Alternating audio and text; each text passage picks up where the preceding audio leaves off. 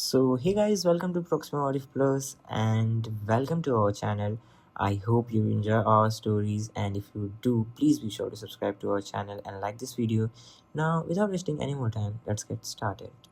What if Harry had PvP ranking system and climbing the leaderboard gave him authority over the entire wizarding world? If you enjoy these kinds of stories, don't forget to show us some love by hitting the like button and subscribing to the channel. Your support means the world to us. Now, let's start the story. Chapter 1, The Zero to Hero Speedrun. The world didn't end with a bang. It ended with a notification sound. Harry Potter woke up because a neon blue text box was hovering 3 inches from his nose, vibrating with a low, electric hum that felt like a migraine trying to break out of his skull. He swatted at it. His hand passed right through the light, but the text didn't budge. It just tracked his vision, locking onto his retina like a stubborn smudge on a pair of glasses. System initialization complete. The edict is active. Calculating baseline metrics. What the hell, Harry rasped, sitting up. The dorm room smelled like ozone and old socks. He looked around. The air was filled with glowing clutter. Above Ron's snoring form, a gray number floated, rank, 8402. Neville, curled up in a ball with his blankets pulled over his head, had a flickering, rank, 9100. Harry rubbed his eyes. The numbers didn't disappear. They were sharp, high definition, and overlaid on reality with terrifying permanence. He swung his legs out of bed and looked at his own reflection in the small, cracked mirror on the inside of his wardrobe door. Above his messy black hair, the text was glitching. It wasn't a stable number. It was scrolling rapidly, a blur of digits cycling from rank to rank 0 to error. Great, Harry muttered, grabbing his wand from the nightstand. Even the hallucinations are broken. The door to the dormitory slammed open. Seamus Finnegan stood there, pale as a sheet, his wand drawn. Above his head, rank, 6550. You see it too, right? Seamus yelled, his voice cracking. Tell me you see the bloody numbers, Harry. I see them. Harry stood up, his grip on his holly wand tightening. The wood felt warm, vibrating in sync with the floating text. What is this, Seamus? A prank? Fred and George finally escalate to global hallucinations. It's not a prank, Dean Thomas said, pushing past Seamus. Dean looked sick. Rank, 7200. He was holding a piece of parchment that was burning with green flames but not consuming itself. Look at the window, Harry. Look outside. Harry moved to the window. The view of the Hogwarts grounds was usually peaceful, rolling hills, the lake, the forbidden forest. Not today.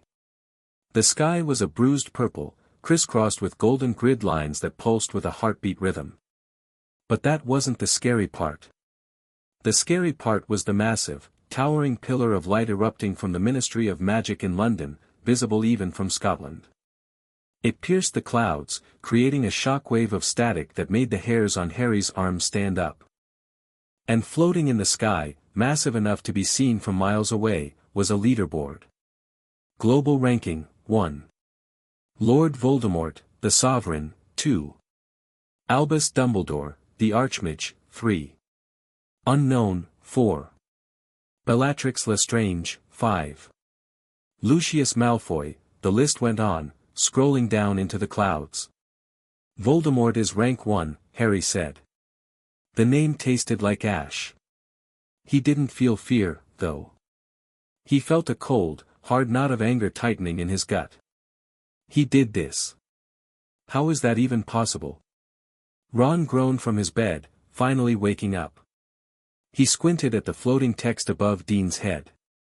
Why is Dean higher than me? That's rubbish. I beat him at chess last week. I don't think this is about chess, mate, Harry said grimly. He looked at his hand.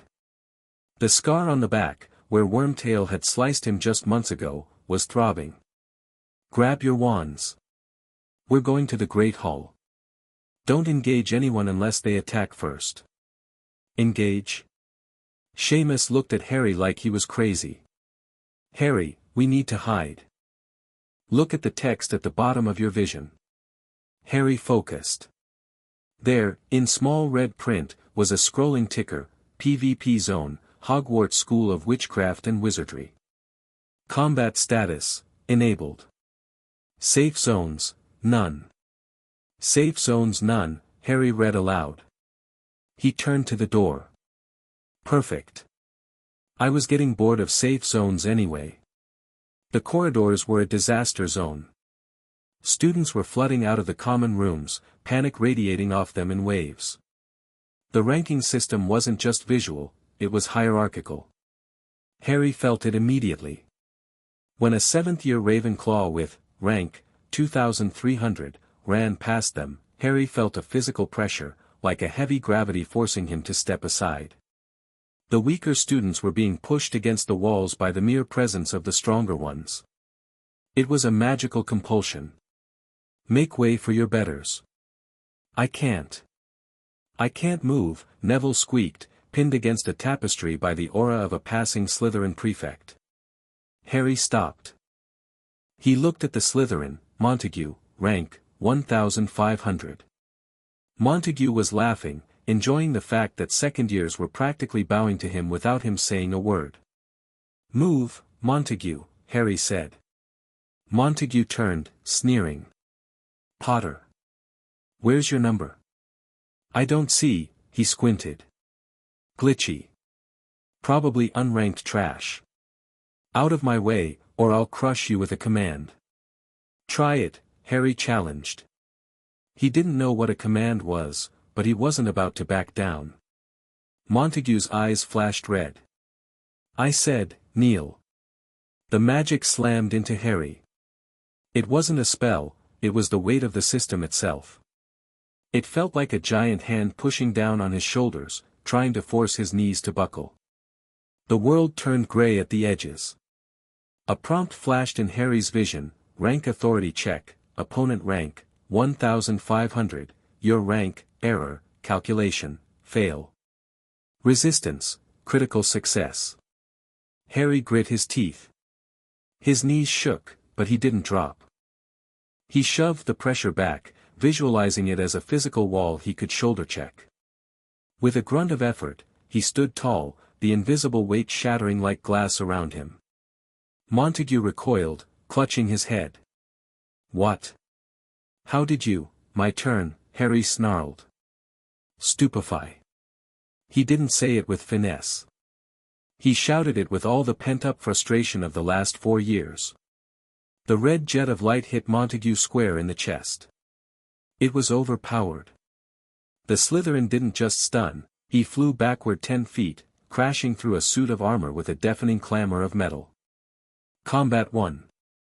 Rank Siphon, active. You have stolen 50 rank points.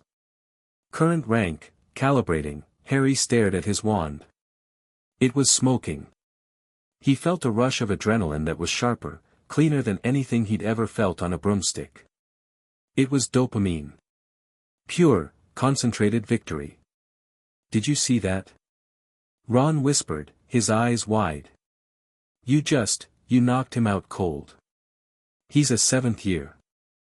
He was slow, Harry said, stepping over the groaning Montague. He looked down at the Slytherin. Montague's rank had dropped to 1,550. Let's go. They reached the Great Hall, and the noise hit them like a physical blow. It was chaos. The 4 tables were gone. In their place were clusters of students huddled together based on power, not house.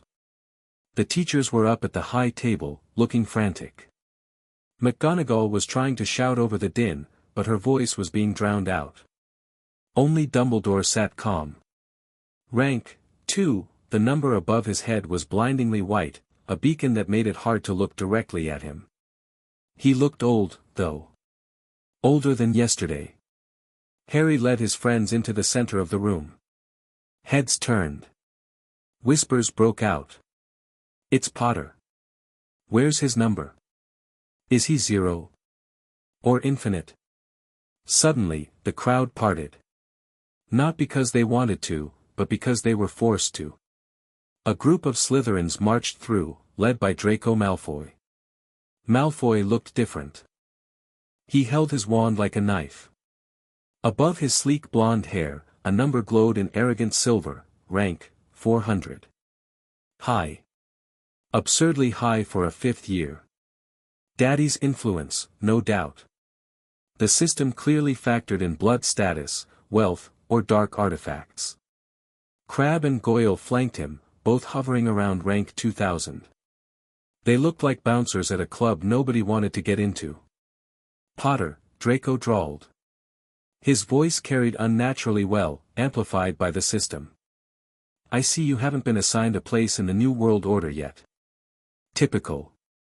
Always a lag with the defects. Malfoy, Harry said, his voice level.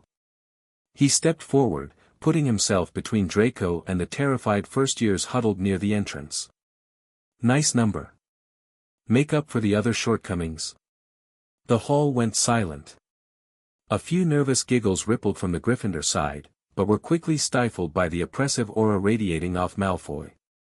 Draco's eyes narrowed. You don't get it, do you?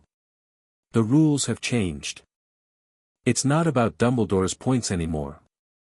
It's about power. And I. He spread his arms, the silver number pulsing. I am the royalty of this school now. The edict recognizes true heritage. The edict recognizes a ferret in a cheap suit, Harry shot back. Draco's face twisted. I was going to be merciful. Maybe let you serve as a practice dummy for the first years. But now. Now I think I'll just take whatever meager rank you have and add it to my collection. He raised his wand. Duel initiated, flashed in red letters across everyone's vision. The air between them shimmered, forming a translucent barrier. An arena. The system was isolating them. Harry. Hermione screamed from somewhere in the crowd. Don't. The system gives bonuses to the higher rank.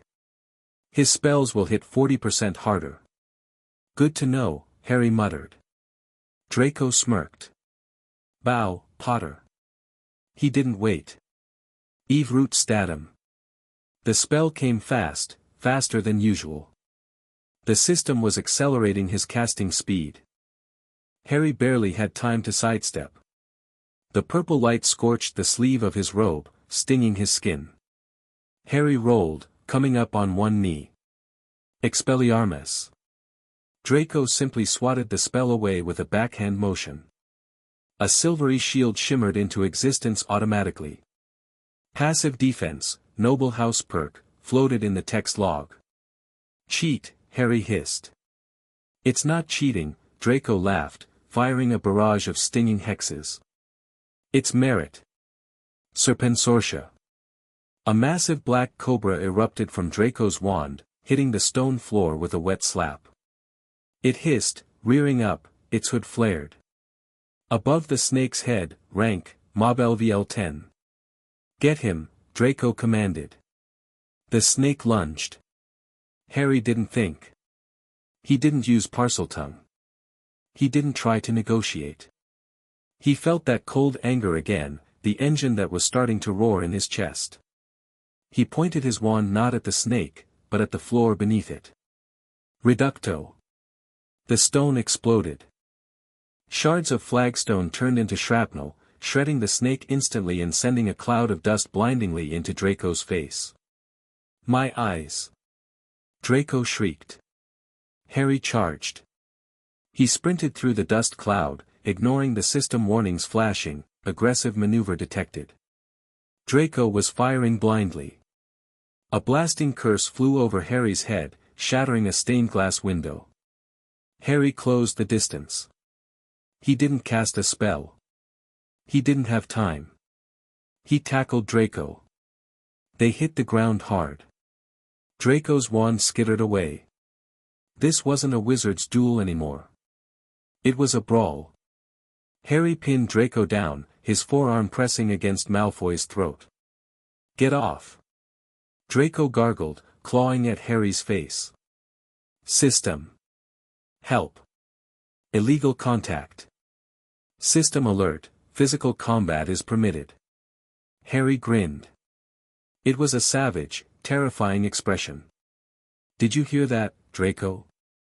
Teacher says it's allowed. He pulled his fist back. He didn't use magic. He used gravity and knuckles. He punched Draco Malfoy in the nose. Crunch. Draco howled. That's for the badge, Harry panted. Another punch. That's for the graveyard. Draco was sobbing now, his hands held up in surrender. Stop. I yield. I yield. Harry froze. His fist was hovering inches from Draco's bloody nose. The adrenaline was screaming at him to finish it, to keep going until the threat was permanently neutralized. The system was whispering to him, a seductive voice in the back of his mind. Finish him. Take it all.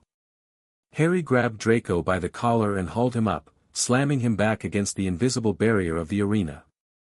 Yield acknowledged, Harry said coldly. Victory. Winner, Harry Potter. Calculating rewards, the barrier shattered.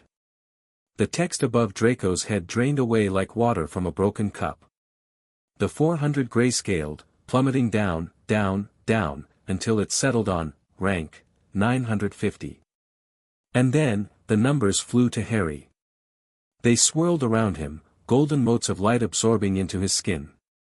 He felt a rush of power that made his knees buckle. It was like drinking a gallon of pepper-up potion. His senses sharpened. He could hear the heartbeat of the girl standing 20 feet away. He could see the dust motes dancing in the air. The glitch above his head stabilized. The question mark spun and locked into place. Harry Potter, rank, 199, a gasp went through the hall. Top 200. In one fight. Harry let go of Draco, who slid to the floor, weeping and clutching his broken nose. Harry turned to the crowd. He didn't look like a student anymore. He looked like a hazard. Anyone else? Harry asked. Silence. Then, the heavy thud of footsteps. Professor Snape swept into the circle, his black robes billowing. His face was a mask of fury.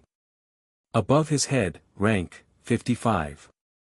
Potter, Snape hissed. Assaulting a student. Brawling like a muggle. Detention for a month. And 50 points from, Snape raised his wand to cast the disciplinary charm that would deduct the house points. Error. A loud, discordant buzz echoed through the hall. Red sparks fizzled from Snape's wand and died. Snape blinked. He looked at his wand, then at the floating text box that had appeared between him and Harry. Action denied. Subject rank, 199, exceeds teacher disciplinary cap, Class B, dot. To penalize this subject, you must initiate a formal duel. The hall went deathly quiet. Even Draco stopped crying to watch. Harry stared at the message. Then he looked at Snape. A slow, incredulous smile spread across Harry's face. You can't take points, Harry said softly. The system won't let you. Snape's face turned a shade of pale usually reserved for ghosts. Do not presume, Potter. I can still flay you alive in a duel. Then do it, Harry said. The words hung in the air. Initiate the duel, Professor. I'm sitting at rank 199. You're rank 55. If I beat you, I take your spot. I enter the top 100. I become a high tier. Harry took a step forward, his wand low and loose at his side. The fear was gone. Replaced by a cold calculation. And looking at you now, with that look in your eye. I think I can take you. It was a bluff. Mostly. Snape was a master duelist. But the system prioritized aggression, momentum, and will. Harry had all three right now. Snape had hesitation. Snape stared at him. For a long, agonizing moment, the potion's master weighed the odds. If he fought a student and won, he gained nothing. If he lost everything. His authority, his rank, his standing in the Death Eater hierarchy. Snape lowered his wand. "Get out of my sight," Snape whispered, his voice venomous but powerless. "Gladly," Harry said. He turned on his heel. The crowd of students, hundreds of them, scrambled to get out of his way. They parted like the Red Sea. No one pushed. No one shoved. The system compelled them to open a path for the rank 199 warlord. Ron and Hermione scrambled to catch up with him. "Harry!" Hermione hissed, grabbing his arm as they exited the Great Hall into the entrance courtyard. That was insane. You challenged a teacher. You broke Malfoy's nose. "I established a baseline," Harry said, walking fast toward the stone bridge. The wind was whipping his hair, cooling the sweat on his forehead. "You're rank 199, Ron said, staring at the number like it was a pile of gold. "Harry, do you know what that means? You can order prefects around. You can access the restricted section without a note. You can probably order the house elves to cook you steak for breakfast." "It means I have a target on my back," Harry corrected. He stopped in the middle of the bridge, looking out at the ruined skyline. The giant leaderboard in the sky pulsed. Voldemort's name at the top seemed to mock him. "1, Lord Voldemort, he thinks he's won," Harry said quietly. "He turned the world into a game because he thinks he's the only one who knows how to play." Harry looked at his hand. He clenched it into a fist, feeling the raw magic coursing through his veins. The system wasn't just a scoreboard. It was a ladder. And Harry realized, with a terrifying clarity, that he was really, really good at climbing. "Hermione," Harry said. "Yes." She sounded scared. "Figure out how the team battles work. I need to know if I can power level you and Ron." "Power level?" Hermione blinked. "Harry, this isn't a video game. People are getting hurt." "People were already getting hurt, Hermione." Harry spun around, his eyes blazing. "Cedric got hurt. My parents got hurt. But now? Now the rules are written on the wall. And if we don't play, we die. If we stay at the bottom, we're slaves. If we get to the top." He looked back at the castle. At the thousands of terrified students. At the teachers who were powerless to stop the shift. "If we get to the top, we make the rules," Harry finished. He tapped the air. The user interface expanded, showing his stats. Quest log, main quest, survive the week. Optional quest, reach rank 100. Reward, unlock the Marauder's Arsenal. Harry swiped the notification away. "We're going to Nocturne Alley tonight," he announced. Ron choked. "What? Why?" "Because the XP yield in school is too low," Harry said, checking his wand. "And I need to kill some things that won't give me detention." He started walking again, his stride long and purposeful. The number 199 glowed fiercely above him, a beacon in the gloom. The game was on. And Harry Potter was done playing defense. Chapter 1 end. Chapter 2, noob stomping in Nocturne. The curfew at Hogwarts used to mean something. It meant Filch patrolling with Mrs. Norris, maybe a stern lecture from McGonagall if you were caught, or at worst, a detention polishing trophies. Now, curfew was just a system timer. Night cycle initiated. PvP zone, Hogwarts interior, restricted, ... Warning, hallway mobs level scaling increased by 50%. Harry sat on the edge of his four-poster bed, watching the countdown timer in the corner of his vision tick past midnight. The dormitory was silent, save for the rhythmic breathing of his roommates.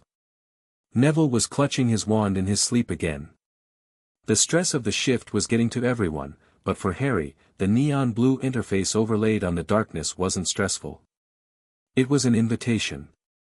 He pulled the invisibility cloak from his trunk. As he touched the silvery fabric, a new window popped up.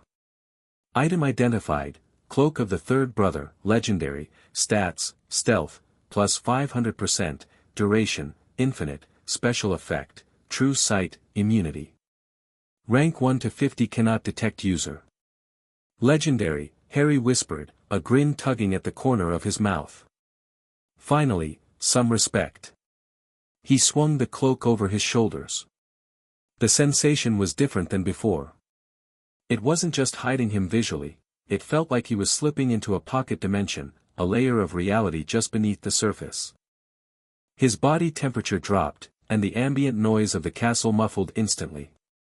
He checked his status one last time. Harry Potter, rank, 199, status, hidden, location, Gryffindor Tower, destination, Nocturne Alley, via One-Eyed Witch Passage, he needed XP. The brawl with Malfoy had jumped him into the top 200, but the gap between rank 199 and rank 100 was exponential. The system didn't reward participation, it rewarded dominance. And grinding first years in the hallway was inefficient. Low risk, low reward. Harry wanted the high-yield zones. He slipped out of the portrait hole, bypassing the fat lady who was snoozing in her frame with a floating, NPC, resting, tag above her head. The corridors were bathed in a sinister red moonlight. He moved fast. The map in his head, the Marauder's map, had been integrated into his UI. He could see red dots patrolling the corridors. Filch was a non-issue, a level 5 mob at best, but Snape was prowling the dungeons, his dot pulsing with a threatening aura. Harry reached the statue of the One-Eyed Witch. He tapped the hump. Descendium. The slide down was rougher than he remembered. The system had changed the geography of the secret passages, twisting them into something more dungeon-like. The stone floor was slick with moisture, and the air smelled like sulfur and rot. He emerged into the cellar of Honeydukes, but he didn't stop for chocolate. He pushed out into Hogsmeade, which was eerily quiet, and made straight for the nearest Floo connection that wasn't monitored by the Ministry, the Hog's Head. Aberforth Dumbledore was behind the bar, wiping a dirty glass. Aberforth Dumbledore, rank, 45, class, Berserker, retired. Harry froze. Aberforth was rank 45. That was higher than Snape. The old man looked up, his blue eyes piercing right through the invisibility cloak's legendary stealth. System's loud tonight, isn't it, boy? Aberforth grunted, not looking directly at Harry but clearly addressing him. Harry dropped the hood. You can see me. Rank 45, kid. Your cloak is good, but I've got high perception stats. You heading to the fireplace? Yeah. Nocturne? Yeah. Aberforth snorted, tossing the rag onto the bar. Suicide run. I like it. Green flames are on the house. Just don't bleed on my floor when you come back. Harry stepped into the grate, threw down the powder, and shouted, Diagon Alley. The world spun in a vortex of emerald fire. Nocturne Alley wasn't just a shady side street anymore. The system had terraformed it. Harry stepped out of the grate in a ruined apothecary and immediately choked on the air. It was thick, heavy, and tasted like copper. He moved to the broken window and looked out. The alley had expanded. It was now a sprawling, multi-tiered labyrinth of twisted architecture.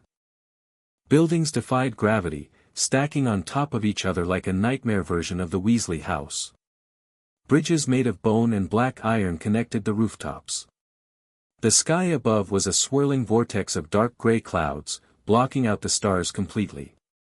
Zone entered, Nocturne Alley, the wilderness, danger level, high, PvP, unrestricted, loot drop, enabled, okay, Harry breathed, gripping his wand. Let's farm. He didn't have to wait long. A figure detached itself from the shadows of a doorway 10 feet away. It was hunched, wearing tattered rags that fluttered in a wind that wasn't blowing. Scavenger HAG, rank, Mob LVL 40, HP, 800/800, fresh meat, the hag hissed, her fingers lengthening into claws. Pretty wizard. Give me your eyes. She lunged. Harry didn't panic. He analyzed. Level 40 mob. Predictable attack pattern. Straight line charge. Depulso, Harry said calmly. The banishing charm hit the hag midair. It wasn't just a push, the system amplified the kinetic force based on Harry's rank. The hag flew backward like she'd been hit by a truck, slamming into a brick wall with a wet crunch. 400 HP, floating in red text above her head. She screeched, scrambling up the wall like a spider, moving faster now. Nasty little boy. She leaped from the wall, aiming for his throat. Harry sidestepped, pivoting on his heel. He slashed his wand in a horizontal arc, Defindo. The severing charm caught her mid-jump. The purple light sliced through the air with a hum. Critical hit. 600 HP, the hag fell in two distinct pieces. She dissolved into black smoke before she even hit the cobblestones, leaving behind a small pile of coins and a jagged tooth. Combat 1. XP gained, 150, loot, hag's tooth, crafting item, 12 galleons. Efficient, Harry noted, scooping up the galleons. The coins felt warm. But 150 XP is nothing. I need thousands. He moved deeper into the labyrinth. The further he went, the weird it got. The architecture seemed to be glitching. A lamppost flickered in and out of existence. A staircase led into a solid wall. The system was struggling to render the chaos of dark magic that saturated this place. He encountered a group of 3 dark wizards outside Borgin and Burke's. They were looting a dead body. Dark Wizard, Grunt, rank 800, Dark Wizard, Grunt, rank 820, Dark Wizard, Leader, rank 650, 3-on-1, Harry muttered. Let's test the AoE. He stepped out of the shadows. Hey! The 3 wizards whipped around. Their wands were out instantly. Who's the kid? The leader sneered, scanning Harry. Rank 199. Whoa. That's a bounty, boys. Potter, one of the grunts realized, his eyes widening. It's Potter. The Dark Lord has a standing order, Expulso Maxima. Harry shouted, aiming at the ground between them. The explosion was deafening. The cobblestones shattered into shrapnel. The 2 grunts were blown off their feet, their shields shattering under the raw force of Harry's rank authority. The leader, however, managed to conjure a silver shield that absorbed the blast, though he slid backward 5 feet. Get him, the leader screamed. Harry was already moving. He felt light, faster than he had ever been. He vaulted over a piece of debris, firing a stunner midair. The red bolt hit the first grunt in the chest just as he was standing up. Stunned. 1 down. The second grunt fired a killing curse. Avada, Harry didn't try to block. You couldn't block that. He threw himself to the right, rolling across the dirty street. The green light sizzled past his ear, blowing a hole in a storefront window behind him. Harry came up from the roll, his wand vibrating. Confringo. The blasting curse hit the grunt's knee. Leg crippled. The wizard screamed, collapsing. The leader was good, though. He was already casting a counteroffensive. Purple flames whipped toward Harry like a lasso. Protego duo. Harry snapped. A blue shield flared, catching the fire. The impact pushed Harry back, his boots skidding on the stone. Heavy, Harry thought. Rank 650 has some weight behind him.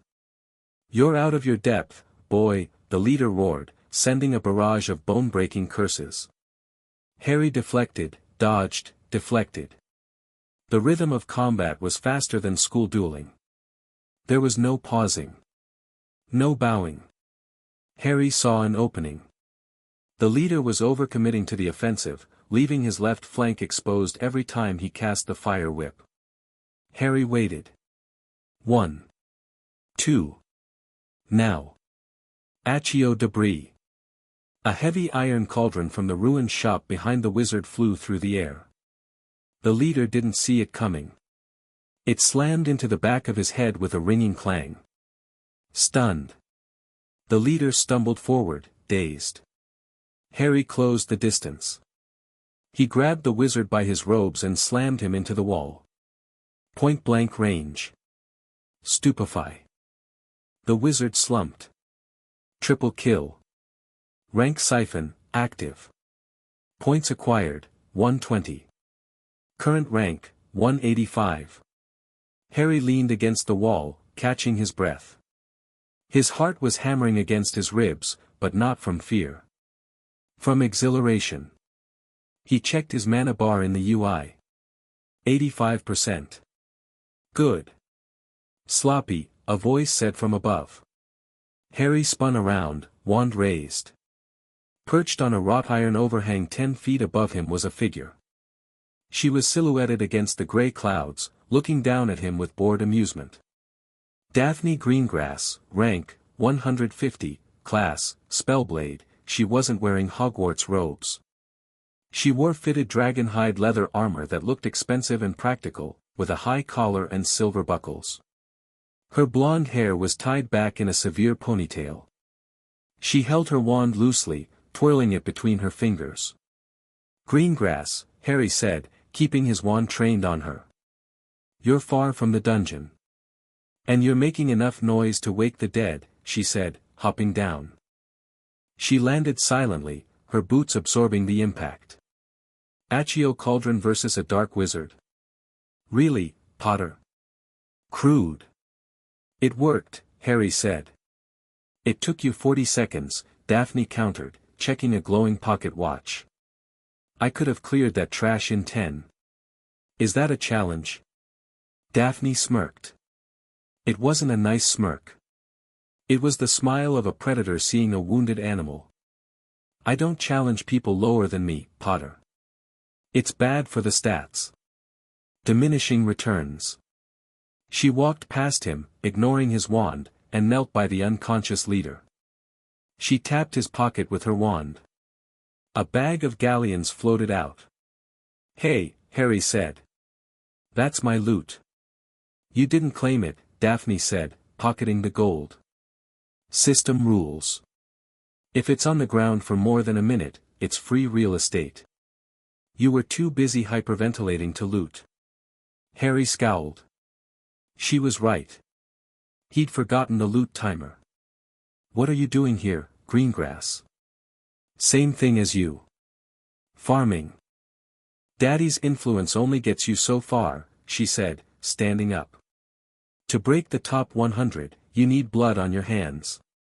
And I plan on being on the High Council before graduation. She looked him up and down, her blue eyes analytical. You have raw power. I felt the shockwave from that expulso. But your technique is garbage. You fight like a Gryffindor. All roar, no bite. I seem to recall beating Malfoy, Harry muttered. Draco is a cosplayer, Daphne dismissed. He buys his gear. He doesn't know how to use it. You want to survive out here? You need to, she stopped. Her head snapped to the left. Above her head, a red exclamation mark appeared. Detected. Quiet, she hissed, extinguishing the light on her wand. Harry felt it too. A vibration in the ground. A low, guttural growling that seemed to come from everywhere at once. The fog in the alley thickened, swirling unnaturally. System alert, ray event triggered. The Hounds of the Moon. Objective, survive. Raid event. Harry whispered. Snatchers, Daphne said, her voice tight. But not the normal ones. They're running with a handler. A handler? From the fog, yellow eyes emerged. Dozens of them. Wolves. Massive, gray-furred wolves, but they weren't fully animals. They walked with a disjointed, jerky gait. Above their heads, infected werewolf, beta, rank 600, infected werewolf, beta, rank 580, and behind them, holding heavy chains attached to the wolves' collars, were 5 snatchers. Heavy armor. Masks. And in the center, a towering figure. 7 feet tall. Matted gray hair. Scabier, the Houndmaster, rank 95, mini-boss, rank 95, Harry said. That's a high tier. We need to run, Daphne said, taking a step back. We can't take a rank 95. The level suppression alone will reduce our spell damage by 30%. Safe zone is 4 streets back, Harry calculated. We won't make it. They have agility buffs. The wolves howled. It was a sound that scraped against the soul. Well, Potter. Daphne drew a second wand from a holster on her boot. You wanted to speedrun? Here's the boss level. I'll take the wolves, Harry said, his fear vanishing into that cold, hard focus again. You take the snatchers. And the boss? We kite him, Harry said. Use the terrain. Scabier laughed. It was a wet, rasping sound. Students. Out of bed. Points will be taken, specifically, your life points. He snapped the chains. Feed. The pack charged. Harry didn't retreat. He stepped forward. Bombarda Maxima. He aimed not at the wolves, but at the narrow bridge overhead. The spell hit the iron structure, and tons of metal and stone rained down on the charging pack. Environmental damage. 2000 HP TO pack, 3 wolves were crushed instantly. But 5 more leaped over the debris, jaws snapping. Too slow. Daphne shouted. She moved like liquid. She wasn't using explosive curses, she was using piercing hexes. Piercing hex. Glacius. Reducto. She froze the ground, causing the leading wolf to slip, then impaled it with a silver spike conjured from the air. Harry was busy. A wolf lunged for his throat. He jammed his wand into its open mouth. Incendio. Fire erupted from the creature's gullet. It thrashed and died. Kill. But Scabier was moving. The boss didn't run, he blurred. He appeared in front of Harry, swinging a massive, spiked club. Harry raised a shield. Protego. The club hit the shield with the force of a falling building. Harry's shield shattered instantly. The impact threw him backward, crashing through the display window of a darker arts bookstore. Harry groaned, glass shards digging into his back. His HP bar flashed red. HP, 65%. Scabier stepped through the broken window. Weak. Rank 185. A glitch. A mistake. He raised the club for a killing blow. Hey, ugly. Daphne was on the roof opposite. She hurled a vial of green liquid. It smashed against Scabier's armor. Acid. Scabier roared as the potion ate into his shoulder plate. Armor broken. Potter. Move, she screamed. Harry rolled away as the club smashed the floorboards where his head had been a second ago. He scrambled to his feet. Thanks, Harry panted. Don't thank me, DPS him. Daphne yelled, firing a stream of ice shards that pinged off Scabier's thick hide. Harry focused. His standard spells weren't doing enough damage. He needed something heavy. He needed something that ignored defense. He remembered the book Hermione had shown him in the restricted section. A spell that wasn't strictly legal, but wasn't unforgivable. A mining spell. Sectum Sempra. Harry slashed his wand. An invisible sword cut through the air. It hit Scabier across the chest.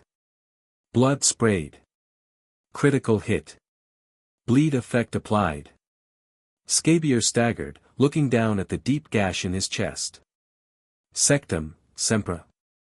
Severus's spell. He looked at Harry with newfound hate. You stole his magic too. I'm stealing everything, Harry snarled. Scabier roared, a sound that shook the dust from the ceiling. He began to glow red. Berserk mode activated. He's enraging. Daphne shouted, dropping down next to Harry.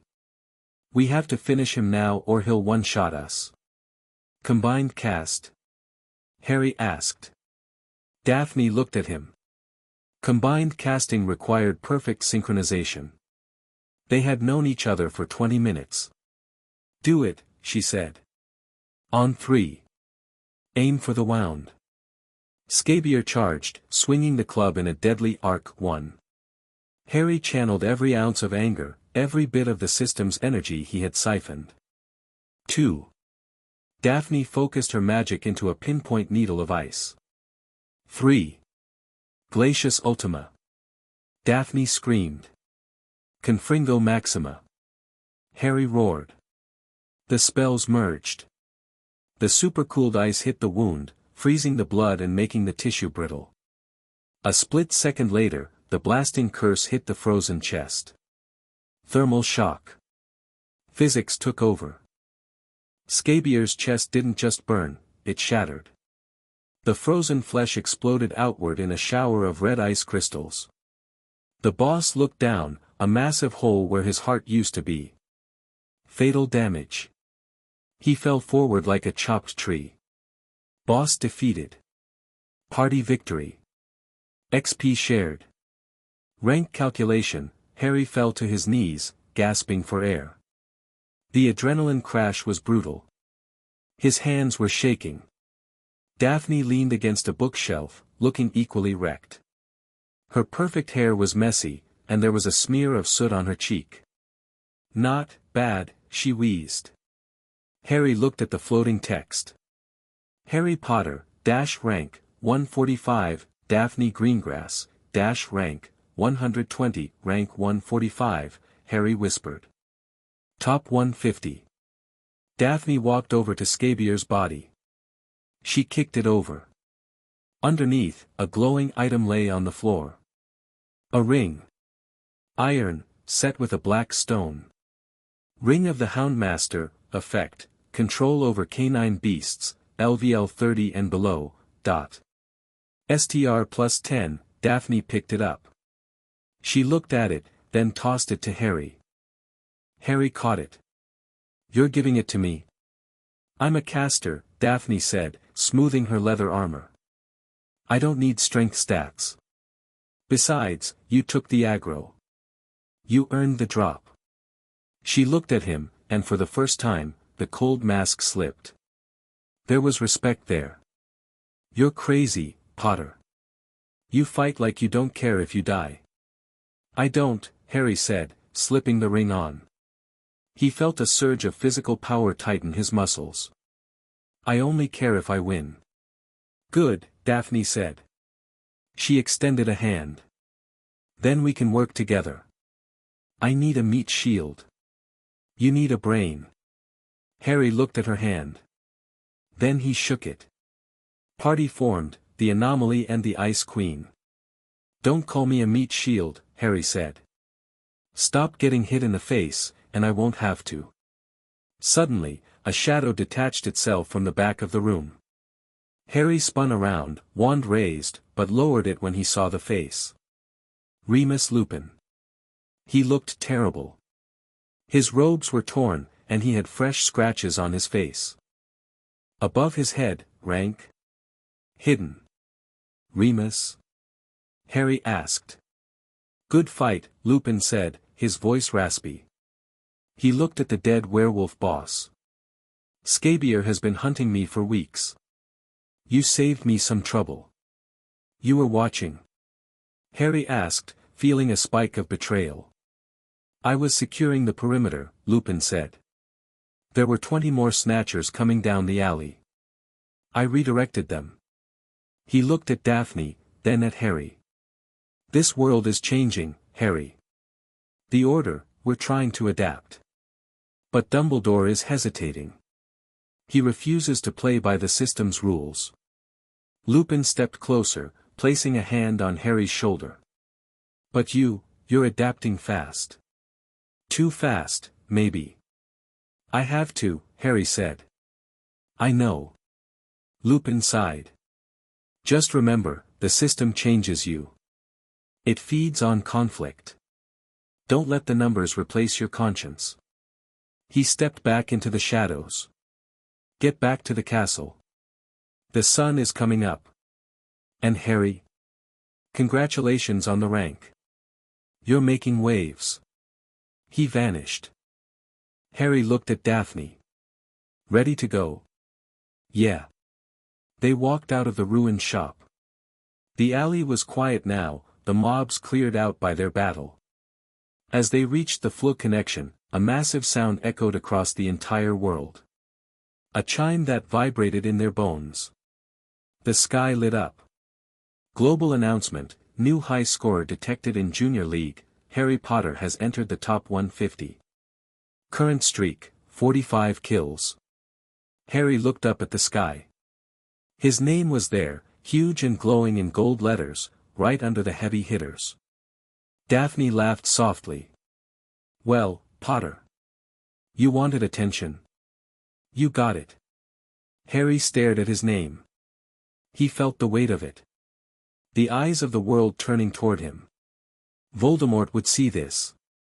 The Ministry would see this. Good, Harry said, stepping into the green fire. Let them come. Chapter 2 End. Chapter 3, The Pink Inquisitor. The sun didn't rise over Hogwarts anymore. It just sort of leaked into the sky, a bruised purple bruise bleeding through the gray cloud cover. The system didn't care about circadian rhythms. It only cared about timers. Daily quest reset, 6 a.m., new dailies available, survive potions, avoid the Inquisitorial squad, find food. Harry sat at the Gryffindor table, or rather, the cluster of tables that the system had designated as the Lion's Den, staring at a piece of dry toast. The great hall was quiet. Not the sleepy quiet of a Monday morning, but the terrified quiet of a prey animal hoping the predator hasn't woken up yet. Above Harry's head, the golden text, rank, 145, hovered like a neon crown. It was attracting attention. Every time a student walked past, their eyes flicked up to the number. Some looked with awe, others with jealousy, but most just looked with fear. Rank 145 meant Harry was statistically stronger than 90% of the school. In a world where higher numbers could literally compel lower numbers to stop breathing, Harry was a walking weapon of mass destruction. Stop staring at it, Hermione whispered, nudging him. She had bags under her eyes. Rank, 6,100. She'd been up all night researching the patch notes. It's making people nervous. Let them be nervous, Harry said, taking a bite of the toast. It tasted like sawdust. Nerves keep you alive. Complacency gets you farmed. You sound like her, Ron grumbled, stabbing a sausage. Rank, 5,900. Greengrass. She's staring at you, by the way. Harry glanced across the hall. The Slytherin territory was a fortress of green banners and silver platters. Daphne Greengrass sat near the edge, looking immaculate in her uniform, though Harry noticed she'd swapped her standard school shoes for combat boots. She caught his eye. She didn't smile. She just tapped her wrist. Check the time. Harry looked at his HUD. Event imminent, the High Inquisitor's address, time remaining, 5 minutes, here we go, Harry muttered. The massive doors of the great hall groaned open. They didn't just open, they were blasted inward by a wave of magical pressure that rattled the plates on the tables. Silence fell instantly. Even the ghosts stopped drifting and froze in place, their translucent forms flickering with static. Dolores Umbridge walked in. She wasn't wearing pink tweed anymore. She was wearing a tailored, armored robe of shocking magenta dragon hide. It looked like someone had skinned a very fabulous, very angry dinosaur. She held her wand, a stubby, thick piece of wood that looked more like a baton, clutched in a fist covered by a black velvet glove. But nobody was looking at her clothes. Everyone was looking at the number pulsing above her head in a sickening, oily black font. Dolores Umbridge, High Inquisitor, rank 15, rank 15. Harry felt the breath leave his lungs. The pressure radiating off her was immense. It wasn't just magic, it was gravity. The air around her shimmered with heat. Rank 15 meant she was in the top tier of the entire British wizarding world. She was stronger than Snape. Stronger than McGonagall. She was a raid boss. Flanking her were the members of the newly formed Inquisitorial Squad. Draco Malfoy, rank 950, was there, his nose healed but crooked, looking vindictive. Crabbe, Goyle, Pansy Parkinson, all wearing silver badges that glowed with a faint buff aura. Squad buff active, authority of the Ministry. Plus 20% defense in school zones. Umbridge marched to the podium where Dumbledore usually stood. Dumbledore was there, sitting in his high chair, rank 2, glowing softly, but he looked passive. His hands were folded. His eyes were closed. The system recognized Umbridge as the current zone administrator. Dumbledore was just a high-level NPC right now. Hem, Umbridge coughed. The sound was amplified by the system, booming like a cannon shot. Global silence activated. Every student's mouth snapped shut. Harry tried to whisper to Ron, but his lips wouldn't move. The silence was enforced by the server.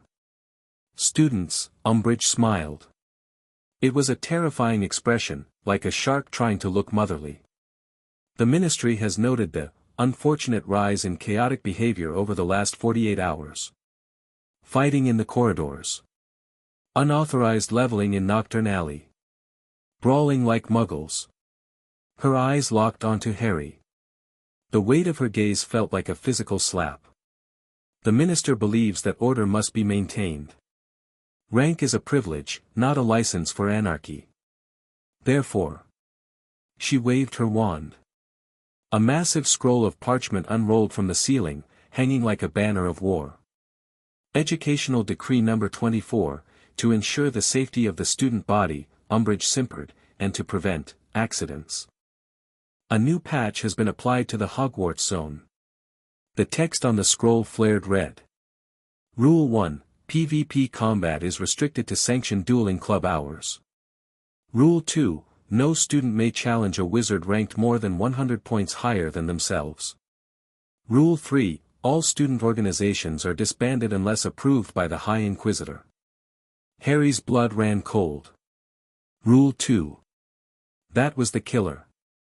If you couldn't challenge anyone more than 100 points higher than you, the hierarchy was frozen. The weak couldn't gang up on the strong.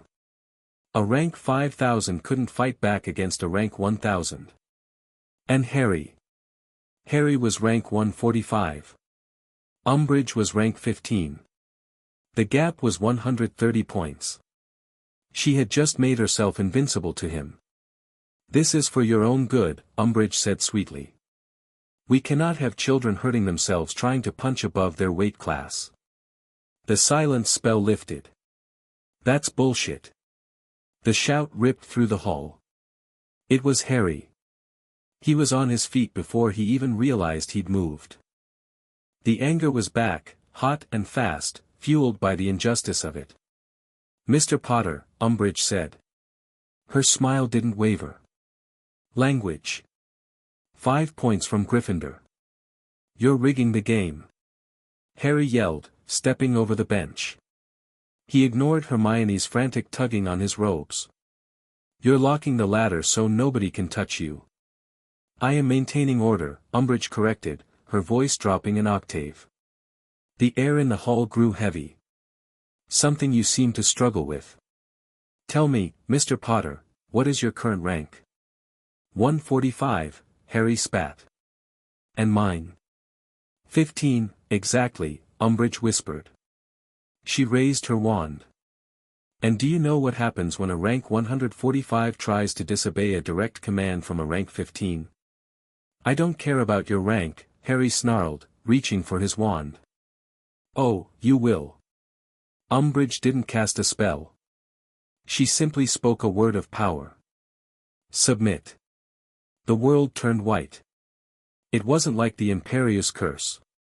Imperius was a suggestion, a blissful floating sensation. This was different. This was the system rewriting Harry's physics engine. His knees slammed into the stone floor. Crack. Harry gasped, the air forced out of his lungs.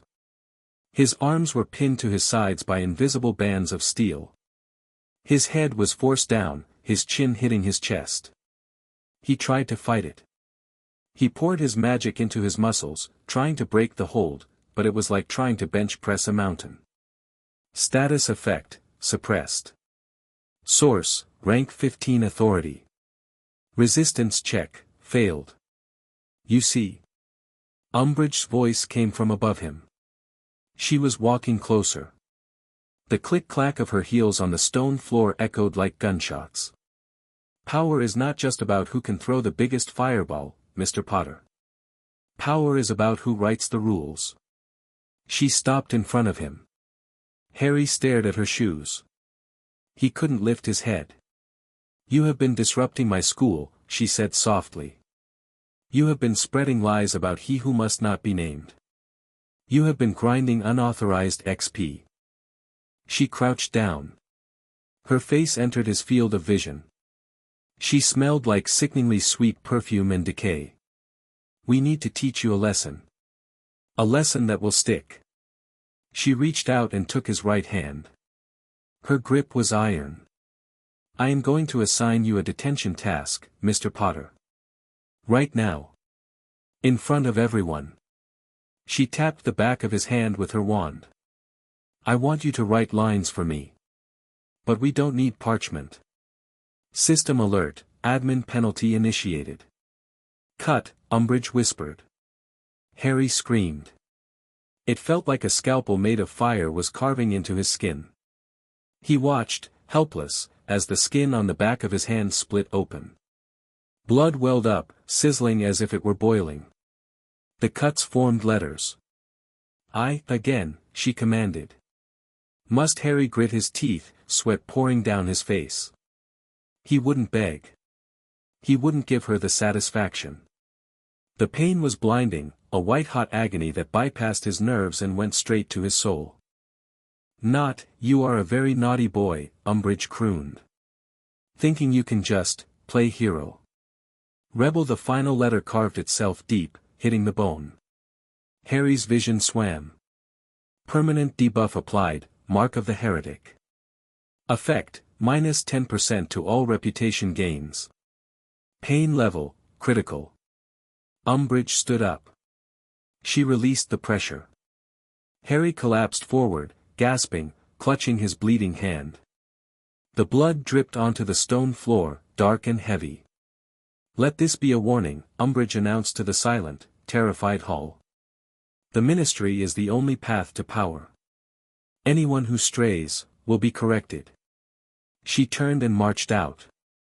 The inquisitorial squad followed, Malfoy shooting Harry a look of pure, unadulterated glee. Harry lay there for a moment, the cold stone against his cheek. The pain in his hand was throbbing in time with his heartbeat. I must not rebel. He closed his eyes. Wrong, he thought. The anger was no longer hot. It had frozen over. It was a glacier now. Massive. Unstoppable. I must rebel harder. Scene 2, the war room. The room of requirement had adapted to the new reality. It wasn't a cozy club room anymore. It was a bunker. Concrete walls. Tactical maps floating in the air. Racks of weapons that the system had generated based on their collective desire for violence. Harry sat at a metal table, his hand wrapped in a bandage soaked in murtlap essence. The yellow liquid hissed every time it touched the cuts. Hermione was pacing back and forth, muttering to herself, a floating book orbiting her head.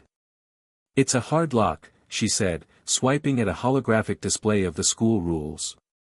"Decree 24 is airtight. If you initiate combat with someone 100 ranks higher, the system auto-stuns you. It's an instant forfeit." "So we're stuck?" Ron asked. He was sharpening his wand with a whetstone. It didn't actually sharpen the wood, but the system recognized the action as maintenance, which gave a temporary damage buff. "We just let the toad win." "We don't let her win," Harry said, his voice flat. "We find the exploit." "There is no exploit for a rank gap that big," Daphne Greengrass said. She was leaning against the wall, arms crossed.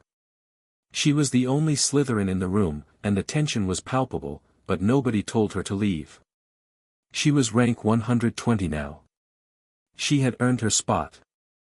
Unless you have a Death Eater in your pocket who can lower her rank, she's untouchable. "There's always a loophole," Fred Weasley said, popping into existence near the map. "Always," George added, appearing on the other side. They were both wearing dragonhide vests filled with pockets. Above their heads, rank 550, and rank 551. "We've been running the numbers on the betting pool," Fred said. "Odds on Harry surviving the week have dropped to 100 to 1. "Thanks," Harry muttered. "But," George raised a finger, "we found something in the old server logs. Pre-1990s magic that the system assimilated but didn't delete." "The Gauntlet of Thorns," Fred finished. Hermione stopped pacing. "The Gauntlet? That's a myth. It was a barbaric hazing ritual used by the founders to test champions." "It's not a myth," Daphne said slowly.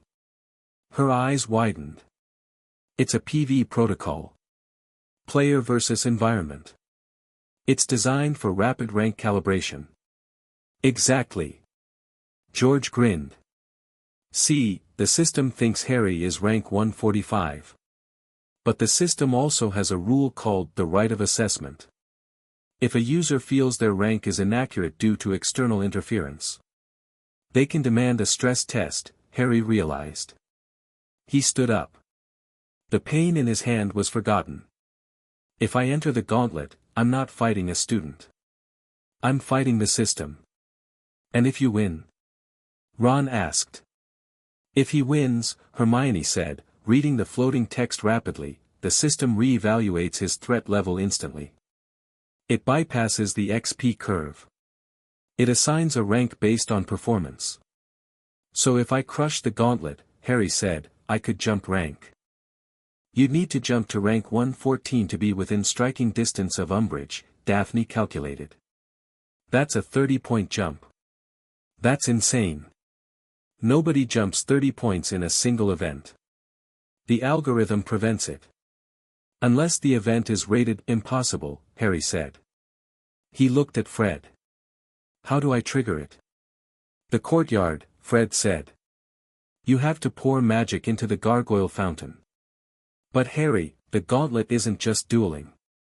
It's 10 waves. Consecutive. No breaks. No potions.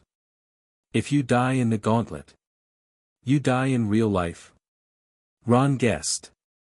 "Worse," George said grimly. "Your rank resets to 0. You become a squib. The system strips your magic to pay the debt." The room went silent. Rank 0. It was a death sentence. You'd be a distinct second-class citizen, unable to even see the UI. Harry looked at his bandaged hand. "I must not rebel." "Set it up," Harry said. "Harry, no," Hermione pleaded. "The risk is too high. Just grind on the spiders in the forest. We can get you there in a month." "I don't have a month." Harry slammed his good hand on the table. "Sirius is rotting in a cell where his rank is draining every day. Voldemort is at rank 1. And Umbridge is turning this school into a prison camp. I'm not grinding spiders, Hermione. I'm speedrunning." He looked at Daphne. "You in?" Daphne hesitated. Then she shook her head. I can't. The gauntlet is solo. You're on your own, Potter. Good, Harry said, checking his wand holster. Less people to worry about. Scene 3, the arena news traveled fast.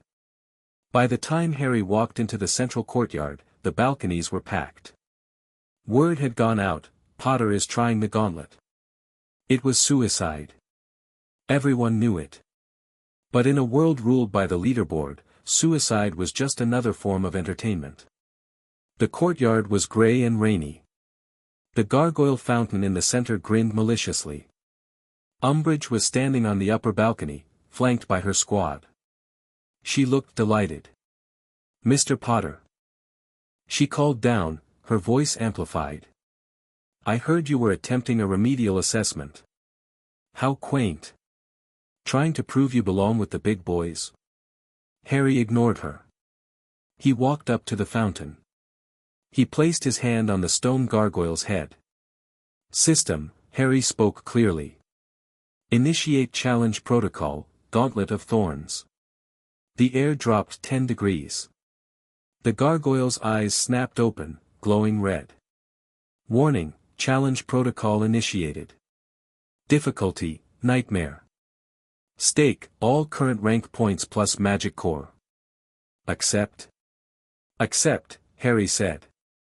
Confirmed. A dome of red energy slammed down around the courtyard, sealing Harry inside. The rain stopped falling inside the dome, vaporized instantly by the heat of the barrier. Wave 1/10 starting in 3, 2, 1. The ground rumbled. Let's see what you've got, Harry whispered. He twisted the ring of the Houndmaster on his finger.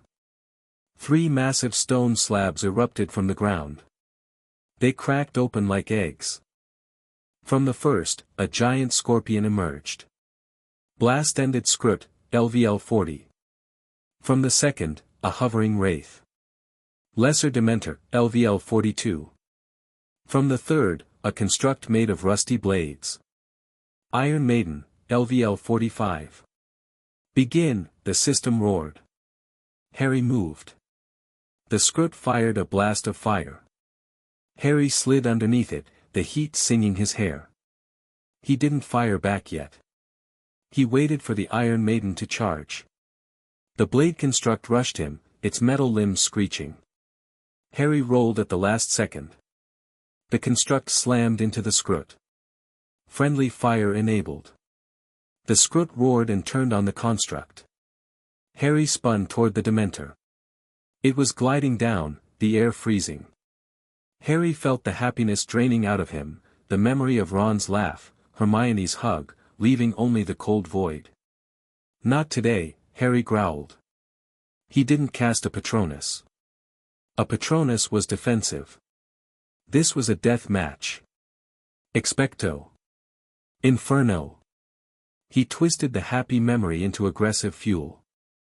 A silver-white fire erupted from his wand, taking the shape of a stag, but a stag made of burning light. It rammed the Dementor. The wraith shrieked as it dissolved into vapor. Kill. Harry pivoted. The Scrut and the Iron Maiden were locked in a grapple. Harry aimed at the floor beneath them. De primo. The ground blasted downward. A crater opened up, swallowing both monsters. Harry sprinted to the edge and fired a reductor curse into the hole for good measure. Boom. Wave 1 cleared. The crowd on the balconies gasped. That was too fast. Luck. Malfoy yelled from the railing. Wave 2. Wave 3. Wave 4. It became a blur. Harry fought 3 acromantulas. He burned them. He fought a squad of animated gargoyles. He shattered them with a conjured sledgehammer. He fought a doppelganger that tried to look like Cedric Diggory. Harry blasted its head off without hesitating. He couldn't afford to hesitate. By wave 7, Harry was bleeding. A cut above his eye was blinding him on the left side. His mana bar was hovering at 40%. Wave 8, the elementals. Fire. Ice. Lightning. 3 swirling vortexes of pure magic appeared. Harry was panting. He looked up at the balcony. Umbridge wasn't smiling anymore. She was gripping the railing so hard her knuckles were white. She knew. If he cleared this. The fire elemental lunged. Harry raised his hand. The ring of the Houndmaster flared. Summon pack. 3 spectral wolves burst from the ground. They weren't flesh and blood, they were made of shadow and bone. They intercepted the fire elemental, their cold aura dampening the flames. Harry focused on the lightning elemental. It crackled, preparing a bolt that would fry him instantly. Harry jammed his wand into the wet cobblestones. Grounding charm. The bolt hit him, and passed straight through, channeling into the earth. It hurt like hell, his teeth vibrating, but he didn't die.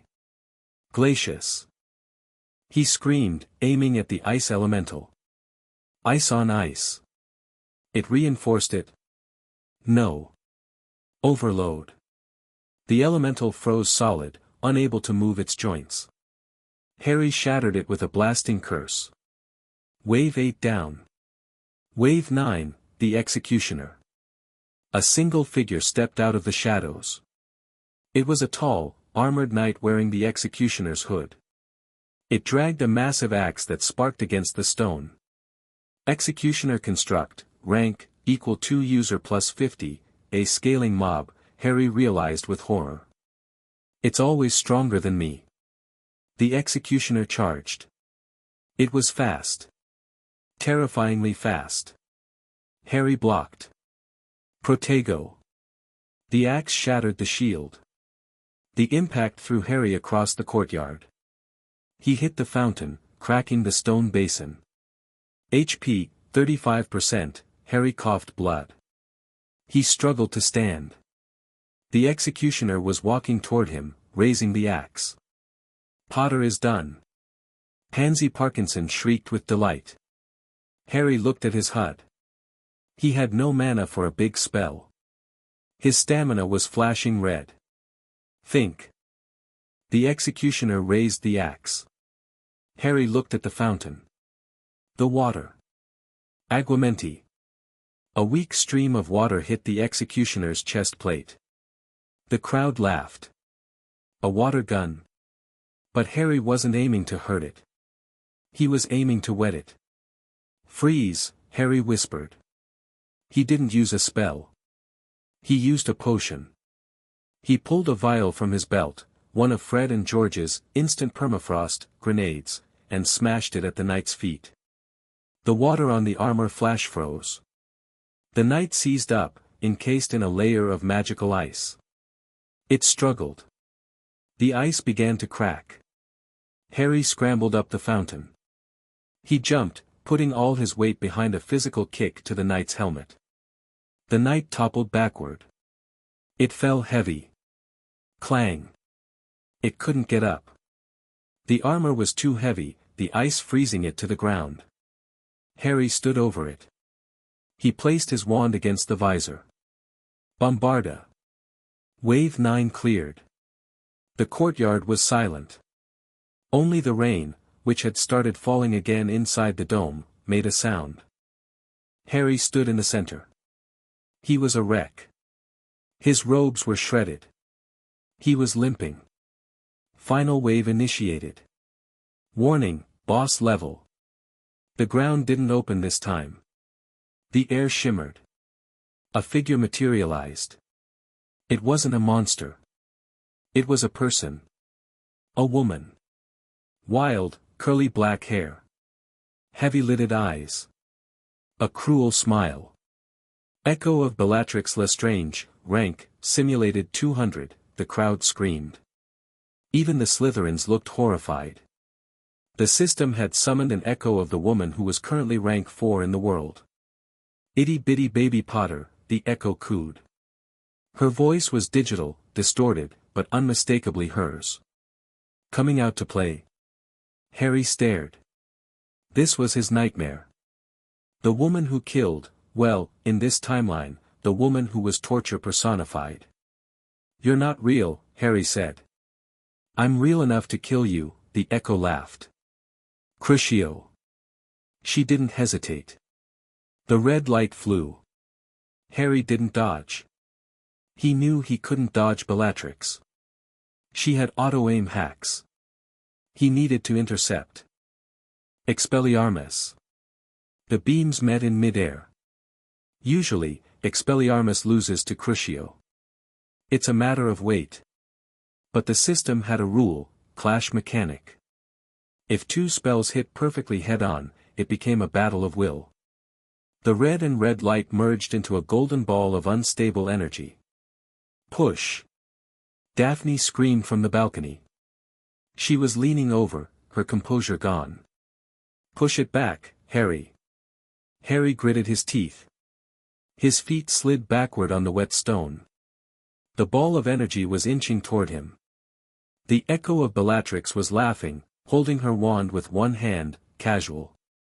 "Is that all?" she mocked. "Weak. Just like your mother." Something snapped in Harry's chest. It wasn't the scar. It was the heart. "My mother died for me." That wasn't weakness. That was the ultimate buff. "Sacrificial magic," Harry whispered. "System. I offer a trade." Trade detected. "What do you offer?" "My pain," Harry said. "The mark of the heretic." He focused on his hand. The carved letters. "I must not rebel." "Consume it." Offer accepted. Converting debuff to mana, critical overcharge. The letters on his hand burned white. The pain vanished, replaced by a surge of raw, chaotic power that felt like lightning in his veins. Harry roared. The red beam from his wand doubled in size. Then tripled. It turned from red to blinding gold. The ball of energy shot back toward Bellatrix. "What?" the echo gasped. It hit her. The explosion blew out the windows of the great hall 3 floors up. A shockwave of pure force flattened the spectators on the balconies against the walls. The dome of the gauntlet shattered into a million pixels. When the dust cleared, the echo was gone. There was only a smoking crater. And Harry, standing at the edge of it, his wand smoking, his hand glowing with a faint, golden scar where the cuts used to be. Gauntlet cleared. Performance, godlike. Calculating reward, the numbers above Harry's head began to spin. 145, 140. 130, they were going down. No. Rank goes down as you get better. Lower is better. 120, 115. It slowed down. 110, 109. It stopped. Harry Potter, rank, 109, silence. Then, a slow clap. Harry looked up. Umbridge was clapping. Slow, sarcastic claps. "Very impressive, Mr. Potter," she called down. "Truly. You managed to reach rank 109. A valiant effort." She leaned over the railing, her smile returning. "But I am rank 15.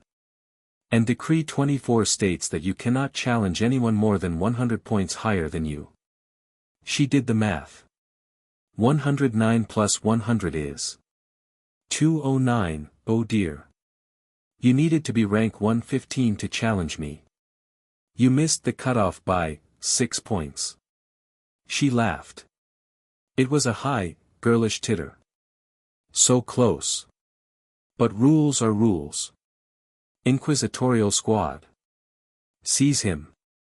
He is exhausted and out of mana. Draco and his goons hopped over the railing, wands drawn, grinning.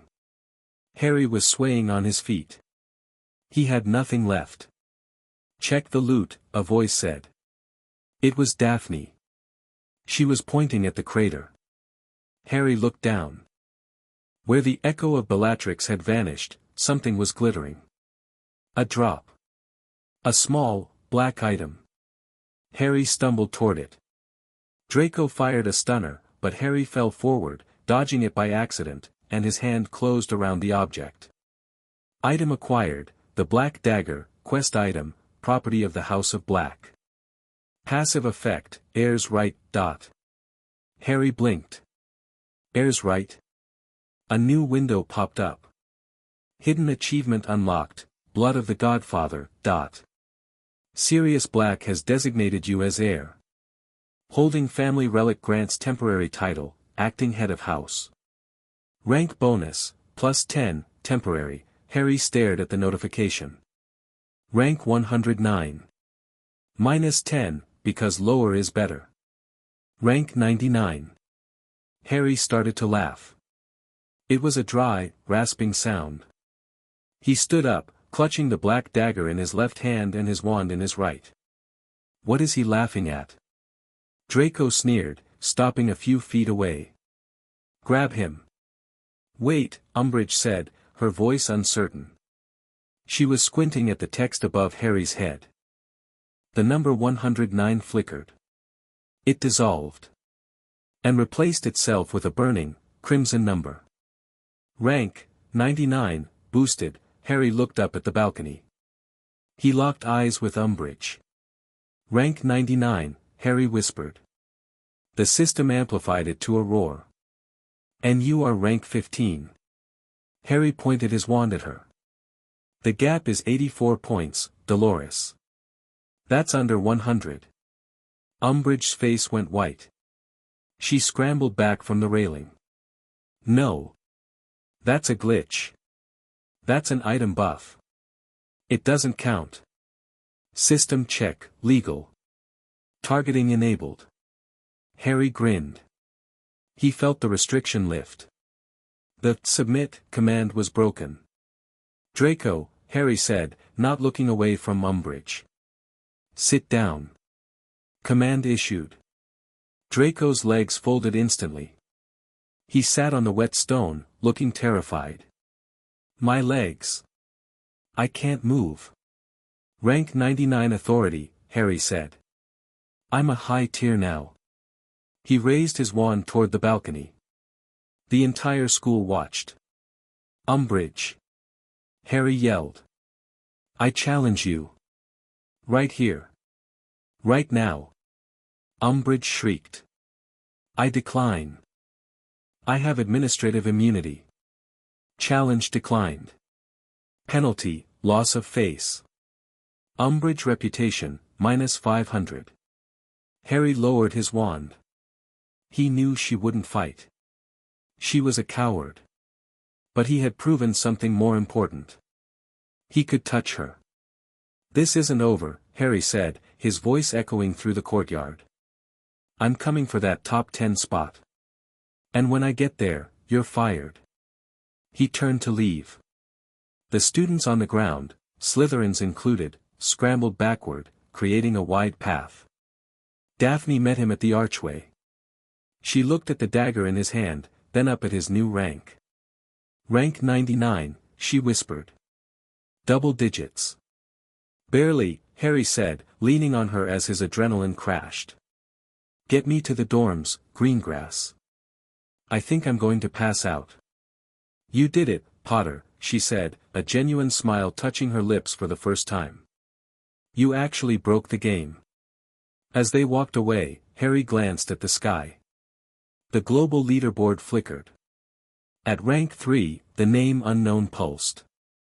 For a split second, Harry thought he saw it change. But then he blinked, and it was gone. The war had just leveled up. Chapter 3 end. Chapter 4, Raid Boss, Slytherin House. The timer on the HUD was ticking down like a bomb. Buff active, Heir of Black Authority, duration remaining, 2 hours and 45 minutes, effect, temporary rank boost, -10. Harry paced around the stone table in the room of requirement, his boots crunching on the conjured gravel floor. He looked like he'd been chewed up by a dragon and spit out into a blender. His robes were shredded from the gauntlet, his hair was matted with sweat and dust, and his HP bar was hovering at a precarious 45%. But his eyes were electric. The adrenaline crash hadn't hit him yet because he wouldn't let it. 2 hours, Harry rasped, stabbing a finger at the floating holographic map of the castle. I have rank 99 authority for less than 3 hours. Once that timer hits 0, the dagger goes on cooldown, and I drop back to 109. That puts me out of range to hurt Umbridge. Technically, Hermione said, her voice frantic as she cross-referenced 3 different floating rulebooks, rank 109 is still historically high for a, it's not enough. Harry snapped. He wasn't yelling at her, he was yelling at the situation. Umbridge is rank 15. The gap is the only thing keeping us alive. If I lose the double-digit status, she can use the submit command again. I'm not going back on my knees, Hermione. Daphne Greengrass was sitting on a crate of ammo, literal ammo, exploding spell grenades the room had generated, polishing her wand with a silk cloth. She looked calm, but her leg was bouncing nervously. He's right, Daphne said. The system respects momentum. If you stop climbing, you start falling. You humiliated the High Inquisitor publicly. She's regrouping. By tomorrow morning, she'll have a new decree that bans breathing if you're under rank 100. So we hit her now, Ron said. He was strapping on a set of chaser pads he'd modified with iron plating. Ron Weasley, rank, 5,900. He looked ridiculous and terrifying at the same time. We take the fight to her office? No, Harry said. Her office is a trap. It's got ministry protections. We need to cut off her supply line. He zoomed in on the map. The dungeons. Umbridge gets her authority from the system, but she gets her power from the Inquisitorial Squad. They're feeding her mana. It's a network. Malfoy, Parkinson, the prefects, they're linked to her.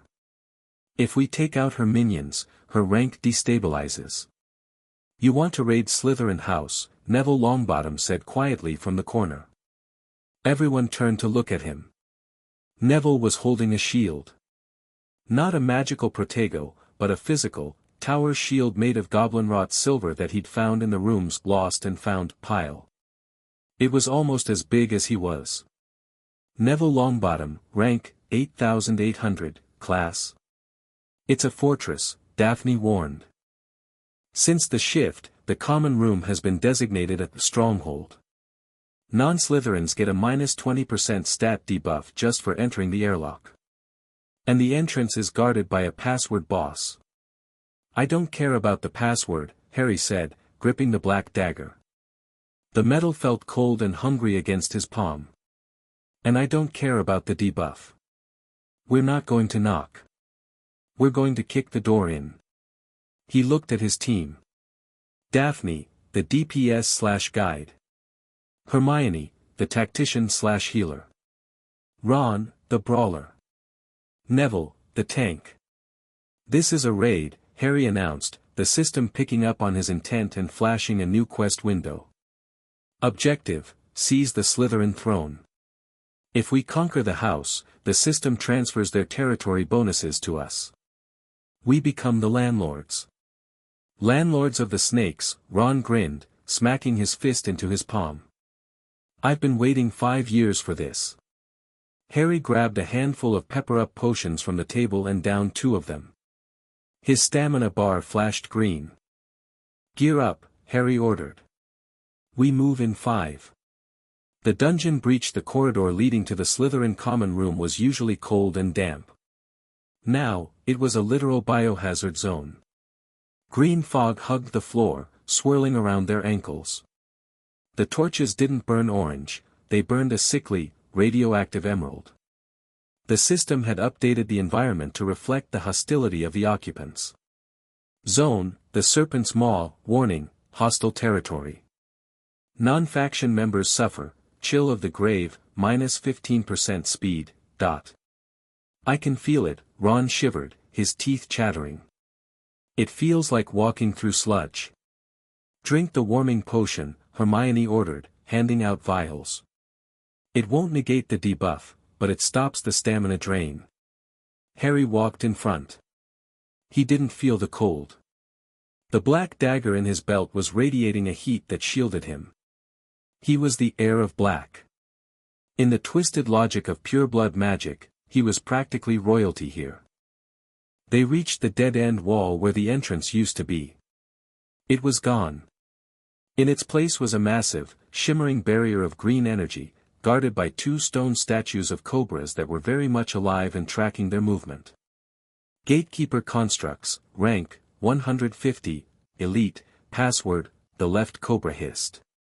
Its voice sounded like grinding stones. Open up, Harry said. Incorrect, the right cobra spat. Penalty, death. Both snakes lunged.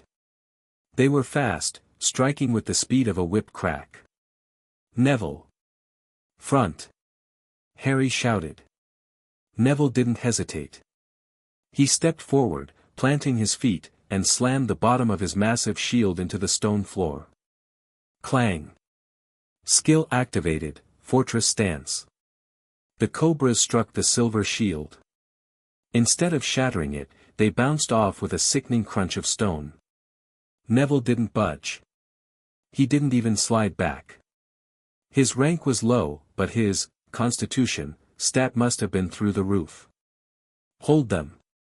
Harry yelled, flanking left. They're heavy. Neville grunted, his face turning red as the stone snakes hammered against his defense. But I got M. Daphne moved like quicksilver. She was in her element. Reducto. She aimed for the joint in the left cobra's neck. The stone exploded into dust. The snake collapsed, twitching. Harry vaulted over Neville's shoulder, mid-air, wand drawn. Bombarda Maxima. He fired point-blank at the energy barrier behind the snakes. The explosion shook the entire dungeon level. Dust rained from the ceiling. The green energy field didn't break, but it flickered, glitching out. Barrier integrity, 60%, it's regenerating. Hermione shouted from the back, casting shield charms over Ron. You have to hit it harder. The DPS check is too high. Ron. Help Neville with the snake.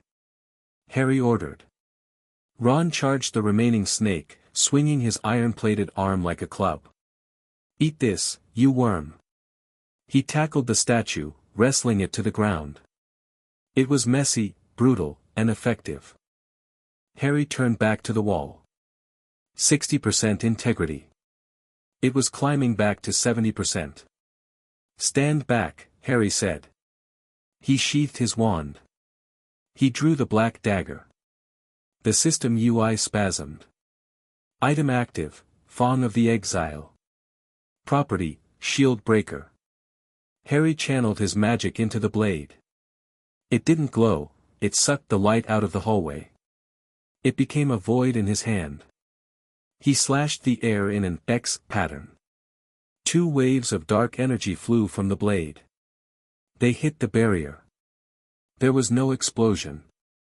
No sound. The green light simply died. The magic unraveled, the code deleting itself.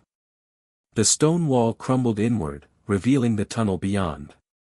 Breach successful. XP gained, 500. Move.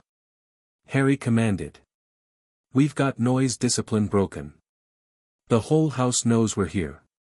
The hallway of ambition. They weren't just fighting students. They were fighting the architecture. The tunnel into the common room was a gauntlet. Portraits on the walls hissed and threw spectral poison at them. The floor shifted, trying to trip them into spike pits that opened and closed with mechanical rhythm. And then came the trash mobs. Intruders. A squeaky voice yelled. A group of second and third years came running around the corner.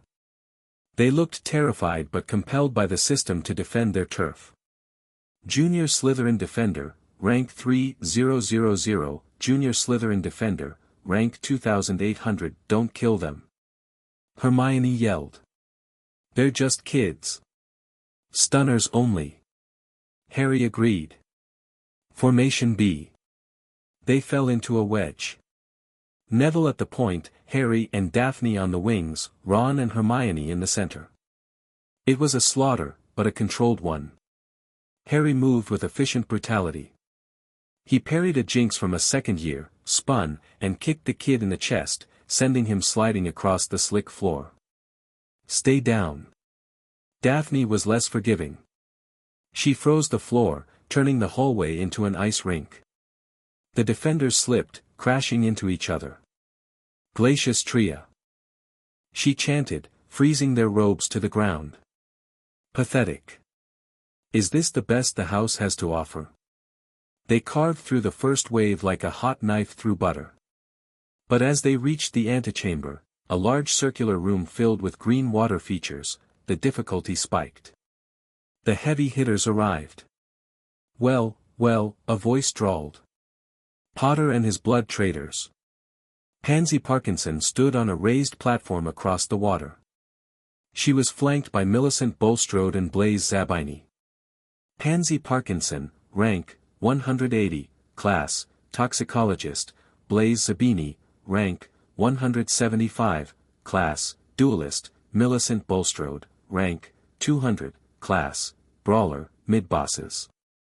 You're not getting into the sanctum, Pansy sneered. She uncorked a purple potion bottle. Fumos. She smashed it on the ground. Thick, purple smoke erupted, filling the room instantly. Environmental hazard, neurotoxin gas. Effect, confusion plus hallucination. Masks. Hermione choked, casting bubblehead charms on everyone.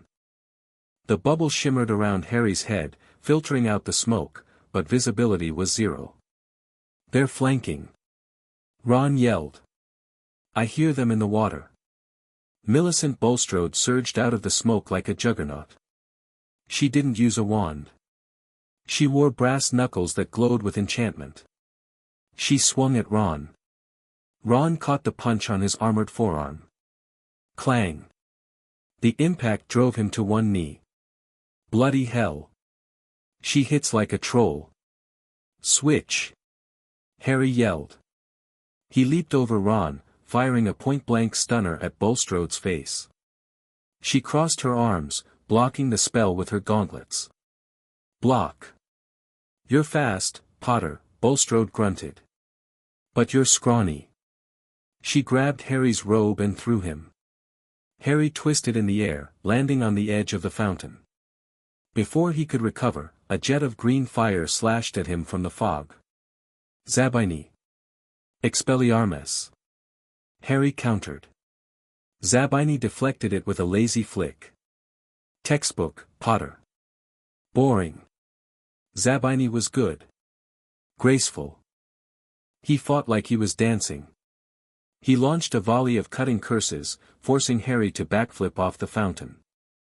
Daphne. Pansy is the support. Harry shouted into the comms, a magically linked coin in his ear. Take her out. On it, Daphne's voice came back cold. Somewhere in the smoke, blue flashes lit up the dark. Greengrass. Pansy shrieked. You traitorous cow. How dare you attack your own house? I'm upgrading management. Daphne yelled back. Harry focused on Zabini. The Slytherin was keeping his distance, kiting Harry with long-range hexes. Hermione. I need a path. Calculating trajectory. Hermione yelled. 3 degrees left. A puño. She animated a swarm of stone bricks from the wall, sending them hurtling toward Zabini. He was forced to shield, stopping his offense for a split second. That was all Harry needed. He didn't cast a spell. He used a system exploit he'd noticed in the gauntlet. Inventory swap. He unequipped his wand and equipped the invisibility cloak in his offhand, throwing it over himself mid-sprint. Stealth activated. Zabini lowered his shield. Where did he go? Harry reappeared 3 inches from Zabini's nose, ripping the cloak off. Peekaboo. Stupefy. The red light hit Zabini in the throat. No shield. No block. Critical hit. Zabini folded. Across the room, a massive crash echoed. Neville had Bulstrode in a headlock. Ron! Now! Ron swept Bulstrode's legs with a low kick. She went down hard, and Neville sat on her. Literally sat on her. Pin initiated. Neville wheezed. And then, silence fell as the purple smoke began to clear. Pansy Parkinson was pinned to the wall by 3 icicles that had pierced her robes, leaving her dangling 2 feet off the ground. She was unharmed, but immobilized and terrified. Daphne stood before her, wand smoking. You yield? Daphne asked, bored. My father will yield, Daphne said, conjuring another icicle aimed right at Pansy's nose. I yield. System, I yield. Mid-boss cleared. Loot, slithering key, access to common room, ... Harry regrouped with the team. They were battered. Ron's armor was dented. Neville had a black eye.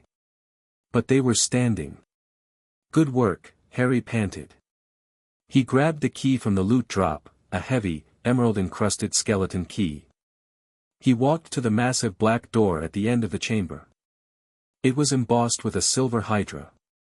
This is it, Harry said. The Prefect Council is inside. That's 5 enemies.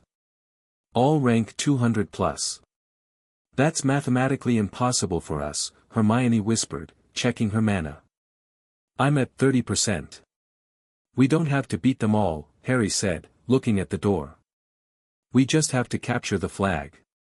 The flag? The house core, Harry corrected. Every common room has a localized anchor for the system. Usually the fireplace.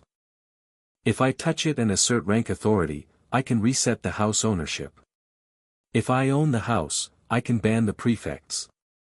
So a suicide run to the fireplace, Ron summed up. Classic. Harry jammed the key into the lock. Neville, you block the door once we're in. Don't let reinforcements enter. Daphne, you and Ron run interference. Hermione, shield me. And you? Daphne asked. I'm going to have a chat with the snake. Harry turned the key. Raid boss initiated, the Serpent Council. The doors swung open. The throne room, the Slytherin common room, was magnificent and terrifying. It was a cathedral of black marble and green glass, located under the lake. Giant squids floated past the windows, casting long, shifting shadows across the floor. In the center of the room, arranged in a semicircle around the massive fireplace, were 5 thrones. 5 seventh-year prefects sat there. They didn't look like students. They looked like warlords. Gemma Farley, rank 130, Cassius Warrington, rank 140, Terence Higgs, rank 155, Graham Montague, recovered, rank 210, Adrian Pusey, rank 220, the council. They stood up in unison. The sound of their robes shifting was the only noise in the room. Potter, Gemma Farley said. She was tall, severe, with magic crackling around her fingers like static electricity. You have trespassed in the heart of the serpent. I'm here for the keys, Harry said, walking forward. The team fanned out behind him. This isn't a duel, Warrington smiled, drawing a jagged wand. This is an execution. Formation Alpha. The 5 prefects raised their wands. They didn't cast 5 separate spells. They cast one. Green beams of light connected their wands, forming a pentagram in the air. Council link active. Damage sharing enabled. Spell amplification, 500%. They're linking cores. Hermione screamed. They're going to cast a siege spell. A massive ball of green plasma formed in the center of their formation. It was growing larger by the second. Move! Harry yelled. The ball fired. It wasn't a beam. It was a wave. It washed over the room, disintegrating the furniture. Protego tot alum. Hermione shrieked, erecting a dome shield. The green wave hit the blue shield. Crack. The shield shattered instantly. Hermione was thrown backward, sliding across the floor. Hermione. Ron dove for her, covering her body with his own as the shockwave passed over them. Harry and Daphne rolled in opposite directions. We can't fight that. Daphne yelled, firing an ice spear at Farley. The spear hit an invisible wall around the prefect and shattered. They have a shared shield pool. We'd have to deplete all 5 of them to hurt one. Then we break the formation. Harry scrambled up, dodging a curse from Pusey. He looked at the fireplace. It was 50 feet away, behind the wall of prefects. Neville. Harry shouted into his comms.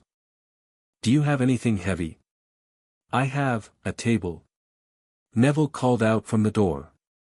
Throw it. Neville grunted, lifting a heavy oak table and hurling it into the fray. It smashed into the line of prefects, forcing Higgs to step back to avoid it. The pentagram flickered. Gap. Harry yelled. Daphne, go right. Ron, suppressive fire. Harry sprinted straight down the middle. He's suicidal. Farley laughed. Focus fire on Potter. All 5 wands turned toward Harry. This was it. The moment where he died, or the moment he broke the game. Harry didn't slow down. He reached into his pocket and pulled out not a weapon, but a small, gray ball. A Peruvian instant darkness powder bomb. Modified by Fred and George. Lights out, Harry whispered. He spiked it on the floor. Poof. Absolute, impenetrable blackness swallowed the center of the room. The system UI flashed, blindness applied. I can't see him. Montague panicked. AOE. Blast the area. Explosions rocked the floor around Harry. He felt the heat of a fireball singe his ear. He kept running, guided only by the minimap on his retina. Target, fireplace. Distance, 20 feet. A hand grabbed his ankle. Gotcha, Pusey's voice growled from the dark. Harry fell hard, his chin slamming into the stone. Pusey was on top of him instantly, weight crushing down. System command, crush, Pusey roared. Harry felt his ribs groan. He couldn't reach his wand. Pusey had his wrist pinned. But Pusey didn't know about the ring. Harry twisted his hand, activating the Ring of the Houndmaster. Spectral bite. A ghostly wolf jaw manifested around Pusey's arm and clamped down. Pusey screamed, releasing his grip. Harry scrambled free. He was 10 feet away. The darkness was fading. Gemma Farley was standing directly in front of the fireplace, blocking the goal. She was smiling. End of the line, Potter. She raised her wand. Avada, she was going to do it. She was going to use the killing curse. The system permitted it in defense of Stronghold. Harry had no time to cast. He had momentum. He lowered his shoulder. He didn't check his rank. He didn't check the odds. He just tackled her. Rugby style. Farley gasped as Harry slammed into her midsection. She wasn't expecting physical contact. Wizards never did. They crashed backward, directly into the massive, roaring green fireplace. Zone entered, the heart of Slytherin. The flames licked at them, but they didn't burn flesh. They burned magic. Harry grabbed the iron grate of the hearth with his glowing hand, the hand scarred with "I must not rebel." System. Harry roared, his voice amplified by the fire itself. Claim of conquest. Claim detected. User, Harry Potter, rank 99, dot.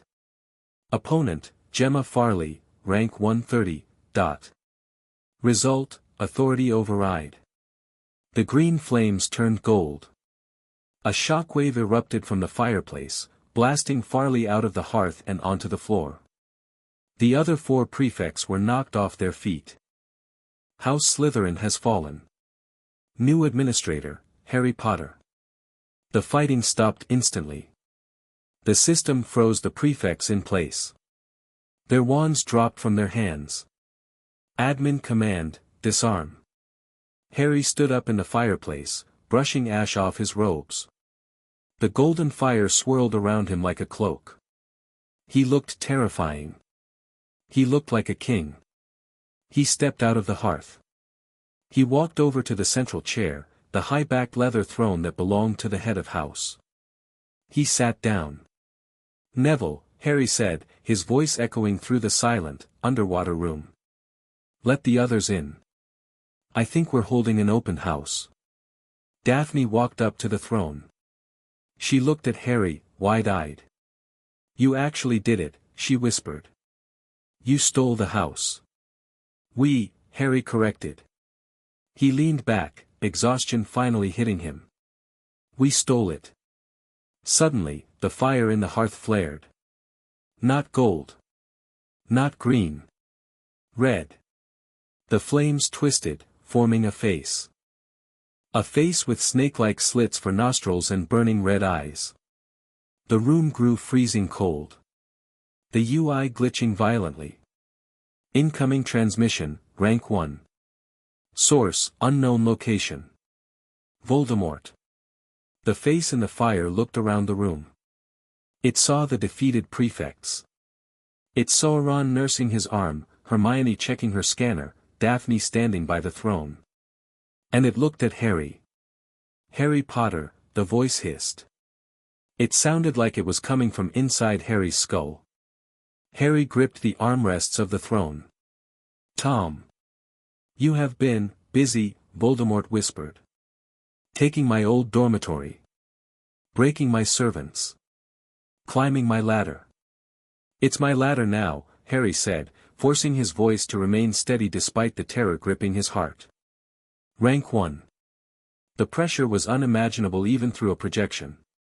Voldemort laughed. It was a soft, terrible sound. You think this is power? Conquering a schoolhouse? This is a sandbox, Harry. A playpen I built to keep the children entertained. The eyes flared brighter.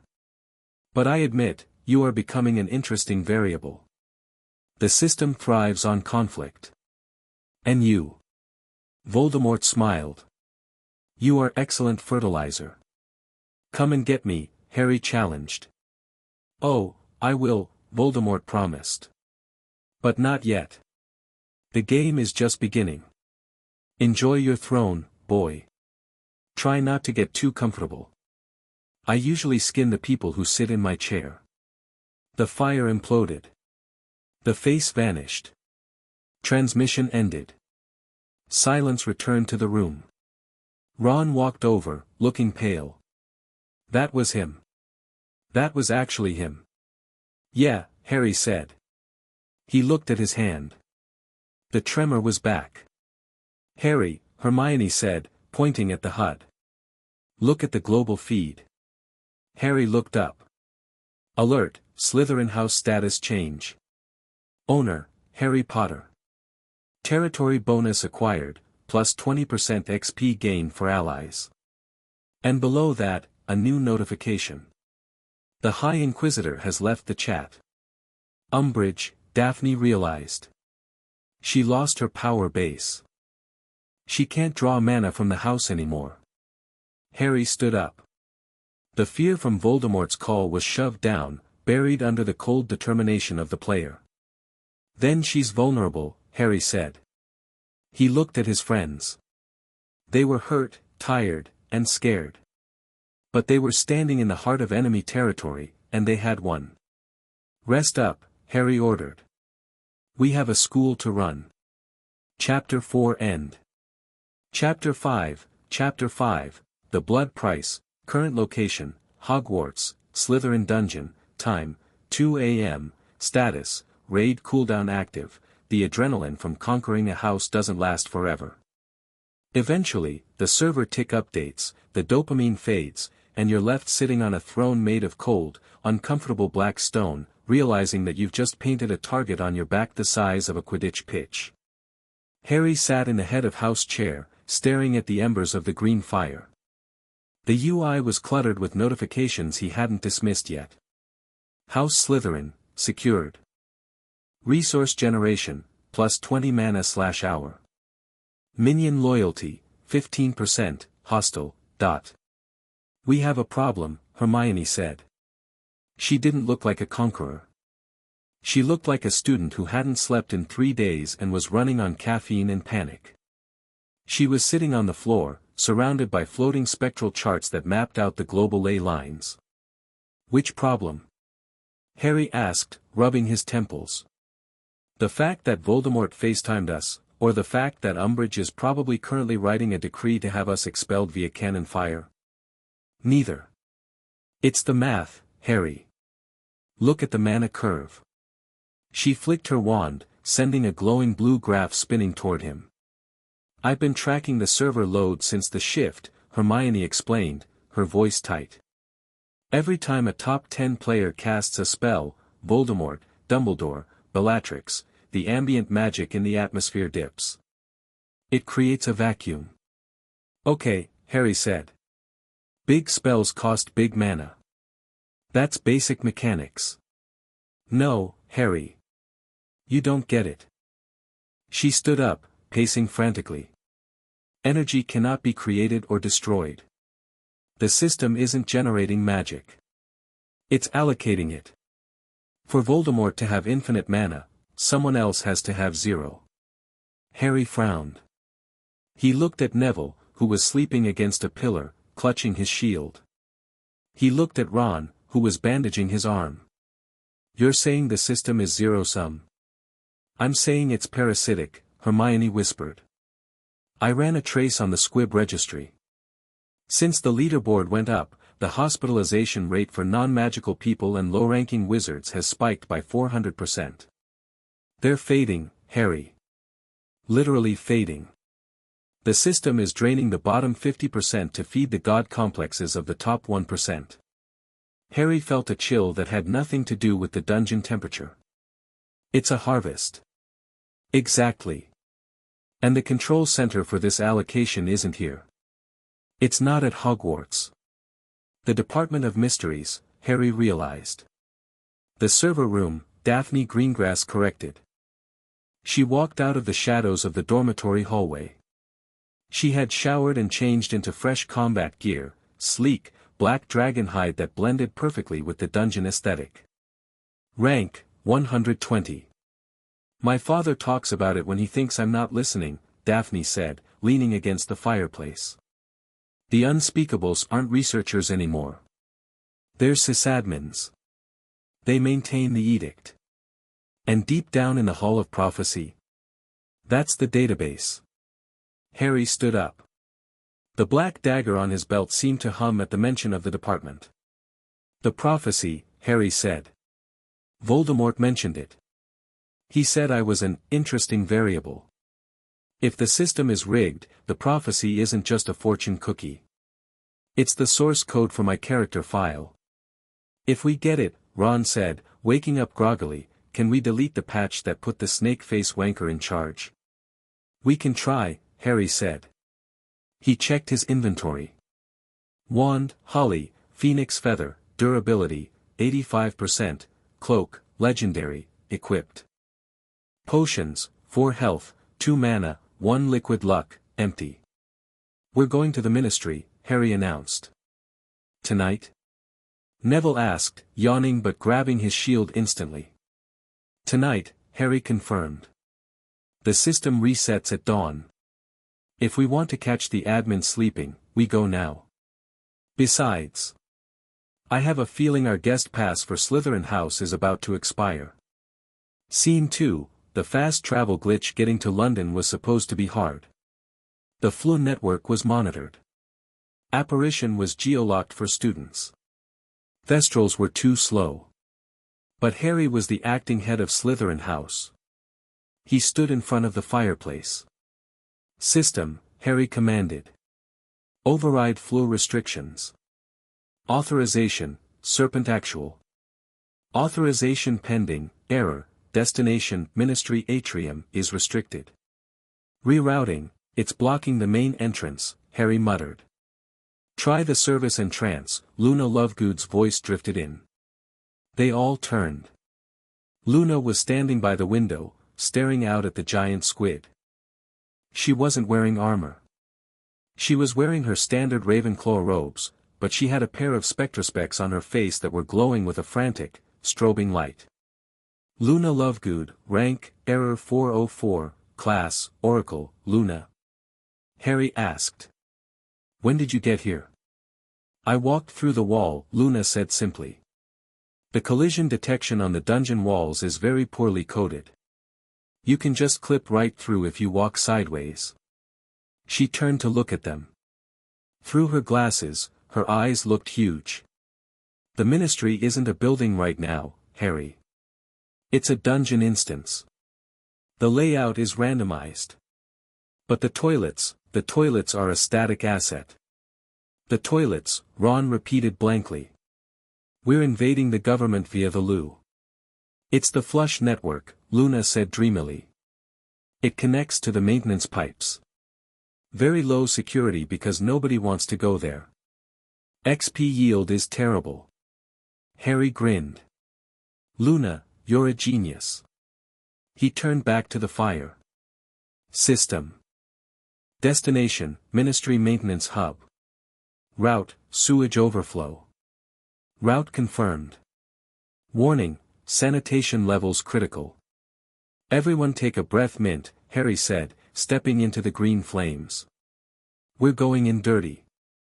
Scene 3, the Atrium of Silence. They spilled out of a grate in the floor of the Ministry Atrium. It didn't smell like sewage, it smelled like ozone and burning paper. The atrium was wrong. Usually, it was a bustling hub of witches and wizards. Now, it was a graveyard of bureaucracy. The golden fountain was gone. In its place stood a monolithic black obelisk that pulsed with a rhythmic, bass-heavy thrum. Cables, thick, magical cables made of glowing purple light, ran from the obelisk into the floor, like veins pumping blood into the earth. Zone entered, Ministry of Magic, Server Hub, current player count, 6, hostiles detected, auto-defense system. Stay close, Harry whispered. Cloaks up if you have them. Disillusionment if you don't. They moved across the polished black floor. Above them, the enchanted ceiling didn't show the sky. It showed code. Strings of runes cascaded down like the Matrix, detailing global mana usage, death tolls, and rank adjustments in real time. London, mana siphon, stable. Azkaban, misery index, 98%. Hogwarts, anomaly detected. That's us, Daphne pointed at the anomaly alert. We triggered a silent alarm. Then we move faster, Harry said. Elevators. They reached the golden grills. The elevators weren't moving. They were hovering, waiting. Harry punched the button for level 9. Access denied. Level 9 requires rank 50 plus clearance. I'm rank 99, Harry hissed. Let me in. Access denied. Let me try, Luna said. She stepped forward and tapped the panel with her wand. She didn't cast an unlocking charm. She tapped a rhythm. Tap tap ta tap. The panel sparked. The numbers spun backward. Debug mode activated. Elevator unlocked. How? Hermione stared at her. The password is password, Luna said airily. The developers got lazy with the legacy tech. The doors slid open. They piled in. The cart didn't just go down, it dropped. Harry's stomach lurched into his throat. The elevator plummeted past level 2, level 3, level 5. The air got colder. The cheerful paper airplanes were gone, replaced by hovering security drones, small, silver spheres with red eyes. Ding. Level 9, Department of Mysteries. Warning, physics engine unstable. The doors opened. If the atrium was the interface, this was the motherboard. The hallway was black tile, but the walls breathed. Doors floated mid-air, unattached to frames. A grandfather clock ticked backward, its hands spinning so fast they were a blur. Which door? Ron asked, gripping his wand so hard his knuckles were white. That one, Harry pointed. The one that's bleeding. At the end of the hall, a plain black door was oozing a dark, oily substance. The Hall of Prophecy, quest objective detected. Formation, Harry ordered. Neville, shield up. Daphne, cover R6. Luna, keep clipping through walls if you have to. They marched down the hall.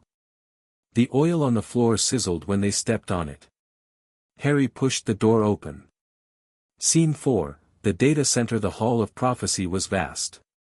It was a cathedral of shelves, towering hundreds of feet into the darkness.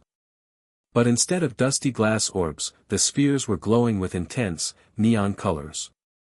Blue, green, red, gold. It looked like a server farm. The air hummed with the whisper of a million voices. Every prophecy was a recorded fate, a pre-programmed outcome for a player character.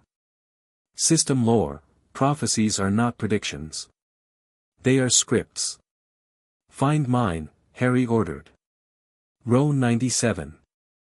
They ran through the aisles. The numbers on the shelves weren't sequential, they were hexadecimal. Row 97 found, Hermione called out. Harry skidded to a halt. The shelf was labeled, SPT to APWBD / Dark Lord and Harry Potter. The orb was there. It wasn't glowing blue like the others. It was pulsing with a chaotic mix of gold and red light. It looked unstable. Item, the Prime Directive, corrupted, class, root key. Effect, grants user administrative override on own fate. That's it, Harry breathed. It's not a prediction. It's an override key. He reached out. Don't touch it, Potter. The voice was smooth, cultured, and dripped with malice. Harry froze. He didn't turn around. He checked his minimap. 12 red dots had just appeared on the radar. They hadn't walked in. They had spawned. Ambush detected. Death Eater Squad, Elite, dot. Harry turned slowly. Emerging from the shadows between the shelves were figures in silver masks and black combat robes. But these weren't the ragtag snatchers from Nocturne Alley. These were the whales. The pay-to-win crowd. Lucius Malfoy stood in the center, his cane tapping rhythmically on the floor. Lucius Malfoy, rank, 5, class, warlock, weapon, serpent's cane, legendary, flanking him were others. McNair, rank 25. Dolohov, rank 18. Rookwood, rank 22.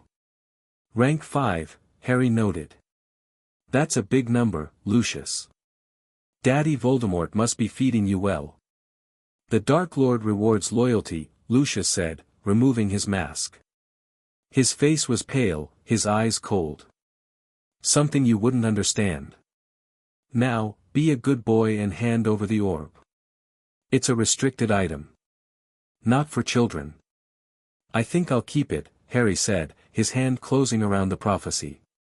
Warmth flooded his arm. Item acquired.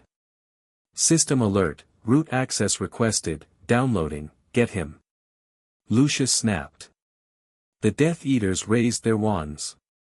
Scatter. Harry yelled. Stupefy. Avada Kedavra. Reducto. The aisle exploded. Glass shards rained down like diamond hail. Spells ricocheted off the shelves, triggering random prophecies that screamed out their contents before shattering. Harry dove behind a shelf, the green light of a killing curse singing the top of his hair. Return fire. Harry commanded into the comms. Reducto. Ron bellowed from the next aisle. Ron didn't aim for the Death Eaters.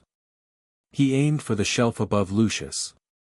The massive structure groaned and collapsed. Thousands of orbs cascaded down on the Death Eaters. My data! Rookwood screamed as he was buried under an avalanche of glass. Nice shot! Daphne yelled, firing ice spikes into the dust cloud. They're flustered. Neville shouted, his shield absorbing a purple curse from Dolohov. They expect us to be scared. We are scared. Hermione shrieked, returning fire with a vicious blasting curse. But we're also leveling up. Harry sprinted down the cross aisle. He needed space. He needed to upload the key. Download progress, 15%, running away, Potter. A figure blurred in front of him. Antonin Dolohov. Dolohov, rank, 18, specialty, purple flame, unblockable, die, Dolohov grunted, slashing his wand.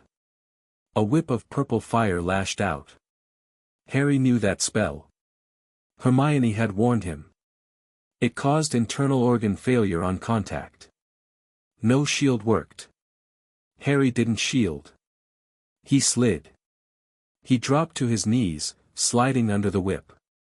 As he passed Dolohov, he thrust the black dagger upward. SHNK.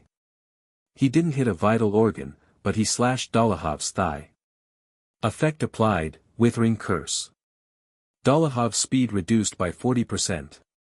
Dolohov roared, stumbling. Harry scrambled up and kept running. Keep moving. Don't let them pin you down.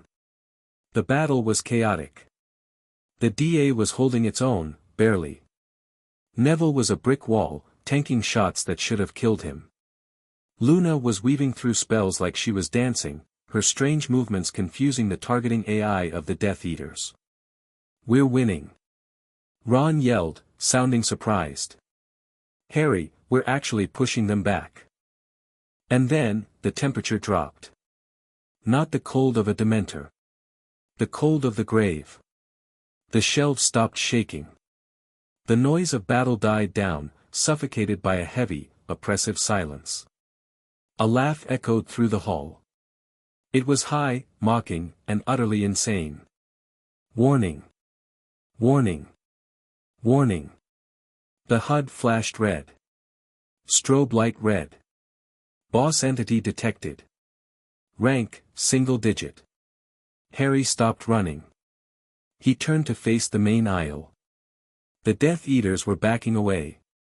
Even Lucius looked nervous. A woman walked out of the shadows.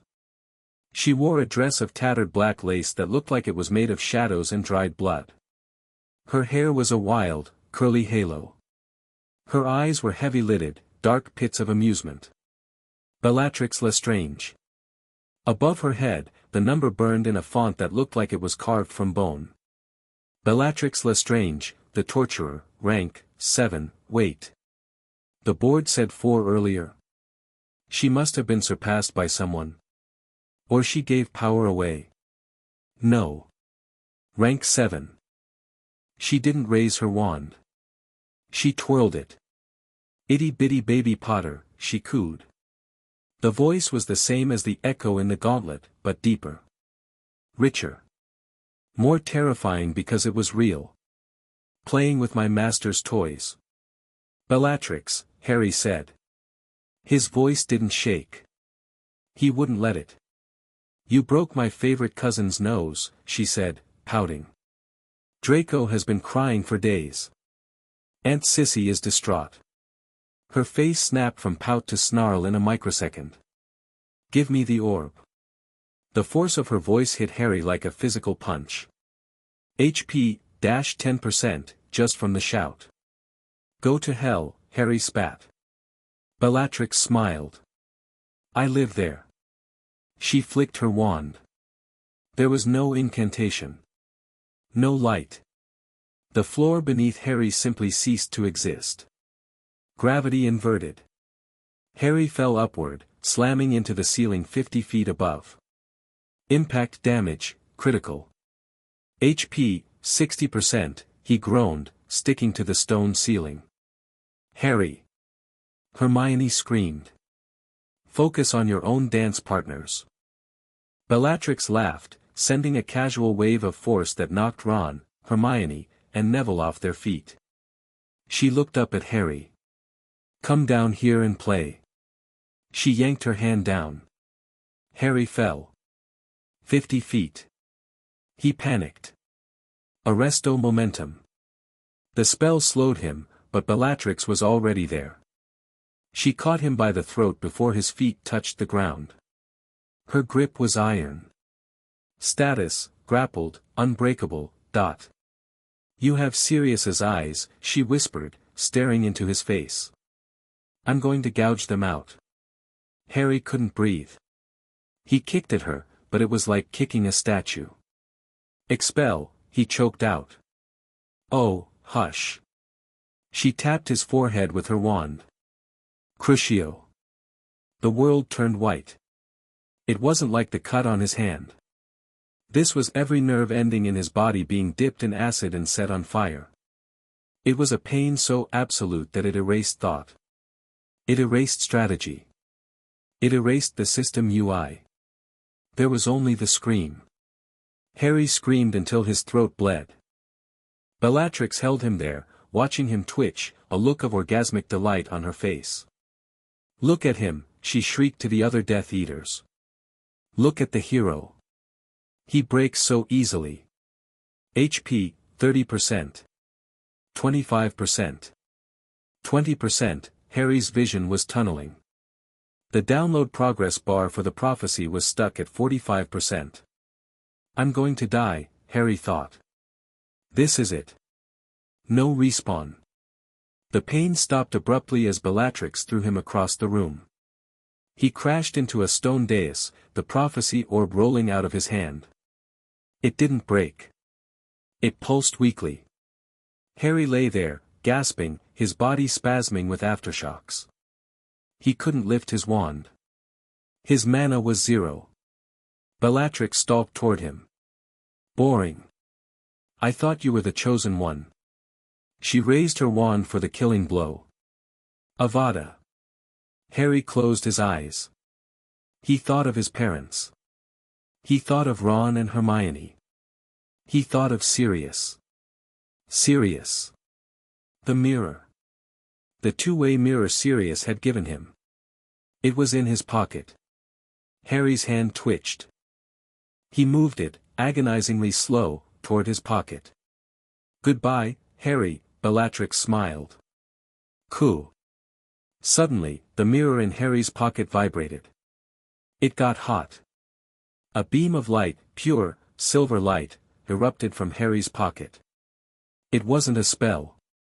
It was a projection. The beam hit Bellatrix in the chest, knocking her back 2 steps. What? She snarled, shielding her eyes. The light coalesced. It formed a shape. A man. He looked gaunt. He looked like a corpse. He was wearing tattered prison robes. But the eyes were blazing. Entity detected, Sirius Black, location, Azkaban, remote projection, rank, -5000, void, get away from my godson, the projection of Sirius said. His voice sounded like it was coming from the bottom of a well, distorted and heavy. Bellatrix's eyes went wide. Sirius? You broke the quarantine. You're projecting from the negative zone. That's suicide. It will burn your soul to ash. I don't care, Sirius growled. He raised a spectral hand. He didn't have a wand. In the negative zone, you became the magic. Get up, Harry, Sirius commanded. Harry forced his eyes open. Sirius? The mirror acts as a bridge, Sirius said, his ghost flickering. I'm channeling my life force to hold the door open. It won't last long. Move. Bellatrix screamed in rage. I killed you in spirit. Now I'll kill you in data. She fired a curse at the projection. The green light passed through Sirius harmlessly. You can't kill a ghost, Bella, Sirius laughed. It was a bark-like laugh. He lunged at her. He couldn't touch her physically, but his negative rank interacted with her positive rank. Matter versus antimatter. When Sirius passed through Bellatrix, the system screamed. Error, rank overflow. Collision detected between rank 7 and rank -5000. Calculation impossible. Initiating crash dump. The air shattered. Reality cracked like a broken screen. The colors inverted. The black shelves turned white. The blue spells turned orange. Bellatrix shrieked as her rank numbers started to bleed, dripping down her face like black ink. My power. What are you doing? Resetting the board, Sirius roared. He looked at Harry. Run. Take the orb and run. Harry grabbed the glowing orb. He forced his body to move. The adrenaline of the glitch gave him a second wind. Everyone. Retreat. Harry yelled, his voice sounding robotic in the distorted air. The DA members were scrambling up. The Death Eaters were frozen, staring at their hands as their wands turned into glitchy polygons. Harry looked back at Sirius. The projection was fading. Sirius. I'm proud of you, Sirius whispered. Keep climbing, kid. Don't let the bastards win. The projection dissolved into static. Connection lost. But the damage was done. The crash was spreading. A tear in reality opened up in the center of the room. A void. And from that void, something stepped out. It wasn't a wizard. It wasn't a ghost. It was a humanoid figure made entirely of gray geometry. Faceless. Featureless. No rank number. Entity, the Arbiter, rank, admin, the Arbiter looked at the chaos. It looked at Bellatrix, who was clutching her head. It looked at the Death Eaters. And then it looked at Harry. Harry felt a sensation he had never felt before. Being scanned. Anomaly detected, the Arbiter spoke. Its voice wasn't sound, it was text scrolling across Harry's vision. Interference with ranking protocols. Illegal connection to negative zone. The Arbiter raised a gray hand. Purge. A wave of white light swept toward them. Apparate. Harry screamed. Break the anti-apparition jinx. The system is down. The rules are suspended. Hermione grabbed Ron. Neville grabbed Luna. Daphne grabbed Harry. Side along. Daphne yelled. They turned on their heels. Usually, you can't apparate inside the ministry. But Sirius's collision had crashed the security firewall. Crack. Just as the white light of the Arbiter swept over the spot where they stood, they vanished. Scene 5, the safe house. They landed hard on a wooden floor. Dust flew everywhere. Grim old place. They collapsed in a heap in the hallway. The portrait of Mrs. Black started screaming, but her voice was muffled, like she was underwater. Harry rolled onto his back, clutching the prophecy orb to his chest. He was shaking. The aftershocks of the Cruciatus were still firing in his nerves. We made it, Ron gasped, coughing up dust. Hermione scrambled over to Harry. Harry. Your stats. You're in critical condition. She tapped his chest with her wand. HP, 12%, mana, 0%, status, Cruciatus aftermath, severe, ... I'm fine, Harry lied, sitting up. The world spun. Daphne was standing by the door, checking the locks. She looked shaken. Even the Ice Queen had cracked. What was that? Daphne whispered. That gray thing. The Arbiter. The system admin, Luna said. She was sitting on the stairs, adjusting her spectrospecs. They were smoking slightly. It's the immune system. We're the virus. Harry looked at the prophecy orb in his hands. It had stopped pulsing. The download was complete. Download complete. File unlocked, the Chosen One Protocol. Harry tapped the orb. A holographic projection sprang up. It wasn't Trelawney's voice. It was a mechanical, synthesized voice. The voice of the system itself.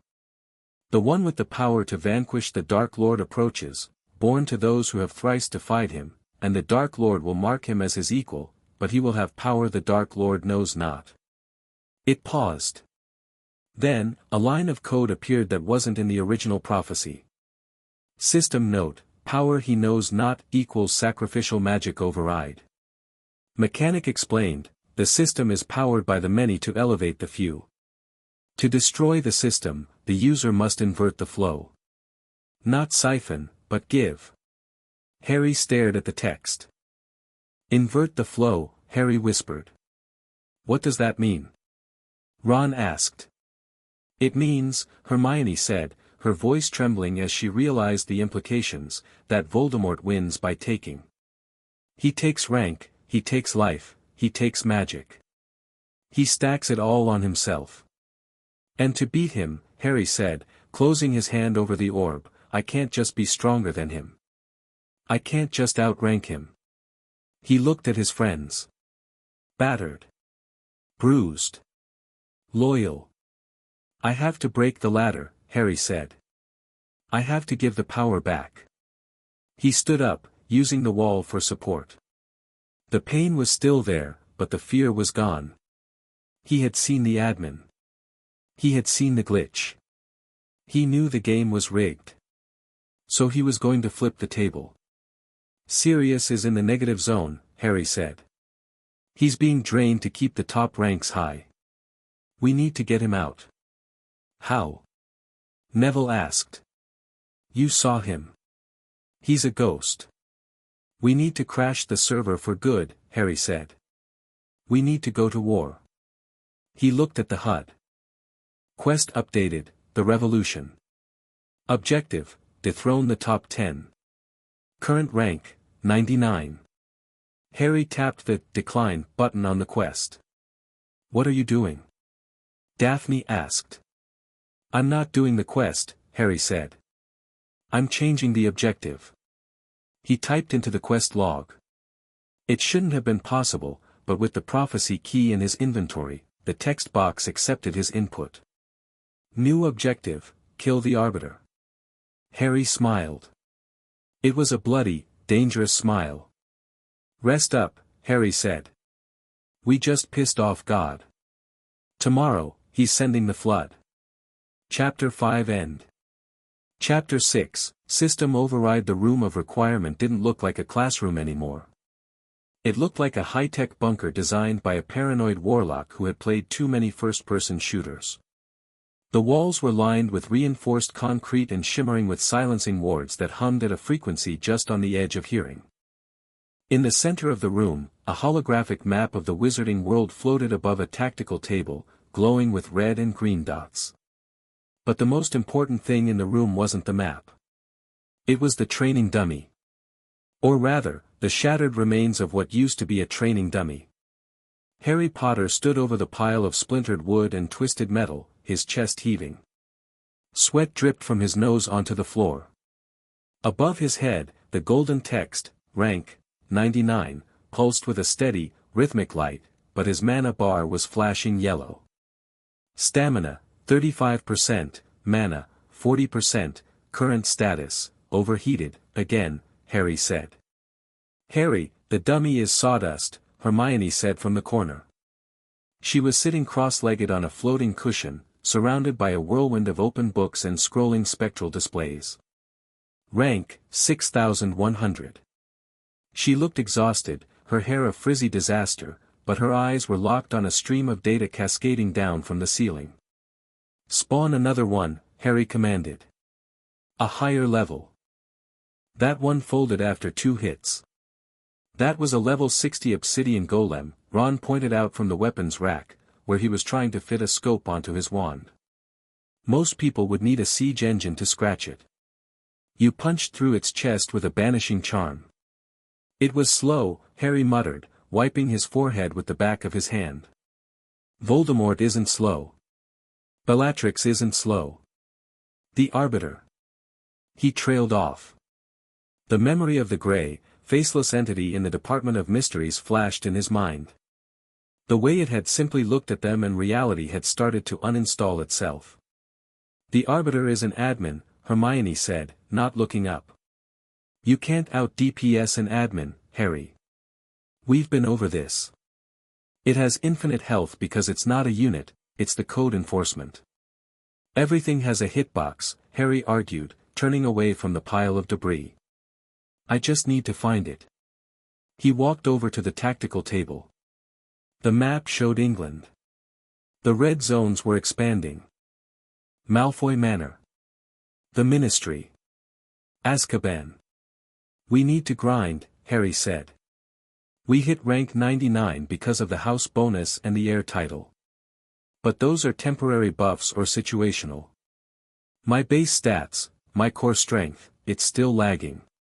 If I lose the Black Dagger, or if I lose Slytherin House, I drop back to rank 109. I need to be rank 50 naturally. That would take months of farming Nocturne Alley, Daphne said. She was leaning against a pillar of conjured marble, sharpening a knife. Not a magical knife, a mundane, steel combat knife. She figured if the system could block magic, it might forget to block cold steel. Rank, 120. She looked cool, composed, but there was a tightness around her eyes that hadn't been there a week ago. We don't have months, Harry said. We have maybe days before they figure out how to breach this room. We need an exploit. I found one, Hermione said softly. The room went quiet. Ron dropped the scope. Neville, who had been practicing shield bashes in the far corner, lowered his silver bulwark. What? Harry asked. Hermione stood up. She waved her wand, and the data stream expanded, filling the air with complex arithmancy equations and rune chains. It's in the wagering protocol, she explained, pointing to a block of text that was glowing red. Usually, when you duel, you bet rank points. Winner takes a percentage of the loser's standing. That's the standard economy. Right, Ron said. We know that. That's why Malfoy is crying in the bathroom. But, Hermione continued, her voice trembling slightly, the system allows 4 alternative currencies in high-stakes matches where rank is insufficient collateral. If you don't have enough points to cover a challenge, you can bet other things. Like gold? Neville asked. No. Like attributes, Hermione said. Strength. Dexterity. Magic core density. She looked at Harry. And memory files. Harry stared at the text. Wager accepted, memory engram, emotional weight, dot. You can bet memories? Harry asked. Not just the memory, Hermione corrected. The emotional impact of the memory. The system consumes the trauma, the joy, the feeling attached to the data to fuel the XP gain. It's high-yield fuel. The more intense the emotion, the higher the multiplier. So if I win? Harry started. You get a massive XP injection, instant leveling, Hermione said. And you keep the memory, but the sting is gone. It becomes just data. Cold facts. And if I lose? The system takes the memory, Hermione whispered. It deletes it. And it takes a chunk of your sanity with it. It's called a lobotomy wager. Silence stretched across the room. It was a horrific mechanic. It was gambling with your soul. Harry looked at his hands. They were steady. I have a lot of bad memories, Harry said quietly. Harry, no, Daphne said, stepping forward. That's dangerous. You're talking about carving pieces out of your head to power level. I'm talking about efficiency, Harry countered, his voice hard. I have nightmares every night, Greengrass. Diggory dying. My parents screaming. The graveyard. If I can turn that garbage into power. If I can turn my trauma into a weapon. That's not dangerous. That's recycling. He looked at Hermione. Set it up. Harry. Hermione warned. Set it up, Hermione. That's an order from your party leader. Hermione flinched. The system recognized the command structure. She couldn't refuse a direct order regarding training protocols unless it was visibly suicidal. This was borderline, but technically legal. Fine, she snapped. But don't come crying to me when you forget what your mother's voice sounds like. She waved her wand. The floor in the center of the room shifted. The concrete cracked and rearranged itself into a raised dueling platform. A barrier of shimmering blue energy erected itself around the perimeter. The grinding floor, mode, high stakes, memory files, Harry vaulted onto the platform. He rolled his neck, cracking the tension. He felt light. Who's first? Harry asked. The DA members looked at each other. They were terrified. Not of the duel, but of what Harry was doing. I'll go, Ron said, stepping up. His face was grim. He climbed into the ring. Someone has to knock some sense into you. Wager? Harry asked. The system prompt appeared between them. Harry selected a file from his mind. It was heavy. Black. Oily. Selected, the death of Cedric Diggory. Emotional weight, critical. Potential XP yield, 5,000. I bet the graveyard, Harry said. If I win, I get 5,000 XP and I stop seeing his dead eyes every time I blink. If you win, Ron, you take my rank points. All of them. Ron swallowed hard. I don't want your points, Harry. I just want my best mate back. Then beat me, Harry said coldly. Duel initiated. Ron didn't wait. He knew Harry was faster. He went for area denial. Incendio Tria. Ron slammed his wand down. A wave of fire erupted from the floor, sweeping toward Harry. It was a good cast. Wide, hot, hard to dodge. Harry didn't dodge. He stepped into the fire. The flames licked at his robes, singeing the fabric, but Harry's aura flared, a visible, jagged coating of magic that acted as a heat shield. He ignored the burn. He ignored the pain. Too slow, Harry said. He waved his hand. He didn't even use a wand movement. Depulso. The banishing charm hit the wall of fire and reversed it. The flames roared back toward Ron. Ron's eyes widened. Protego. His shield flared blue. The fire hit it, wrapping around the sphere. Harry was already moving. He burst through the flames like a demon, his wand tip glowing purple. Defindo. He slashed. Not at Ron, but at Ron's shield. The cutting curse sliced through the magical barrier like it was paper. The shield shattered into sparks. Ron stumbled back. Harry, wait, Harry didn't wait. He spun, delivering a roundhouse kick to Ron's chest. The system amplified the kinetic force. Thud. Ron flew backward, crashing into the barrier. He slid down, gasping for air. Critical hit. Opponent stunned. Harry walked over. He pointed his wand at Ron's forehead. Do you yield? You're crazy, Ron wheezed. I yield. Victory.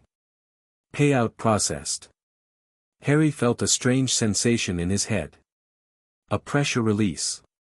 Like a sinus headache suddenly clearing. He thought about Cedric. He saw the green light. He saw the body fall. But he felt nothing. No guilt. No horror. Just the facts. Subject, Diggory. Status, deceased. Cause, Avada Kedavra. And then, the rush. Golden energy flooded his veins. His muscles tightened. His magic core expanded, vibrating with new density. XP gained, 5,000. Level up. Base attributes increased. Harry laughed. It was a short, sharp sound. It works. It actually works. He turned to the rest of the room. His eyes were bright, too bright. Next. An hour later, the room smelled like ozone and burnt hair. Harry was a blur of motion. He had fought Neville. He had fought Fred and George simultaneously.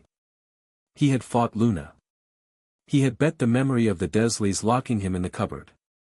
1. He had bet the terror of the basilisk. 1. He had bet the humiliation of the Yule Ball. 1. With every win, he got faster. Stronger. His spells were becoming instantaneous.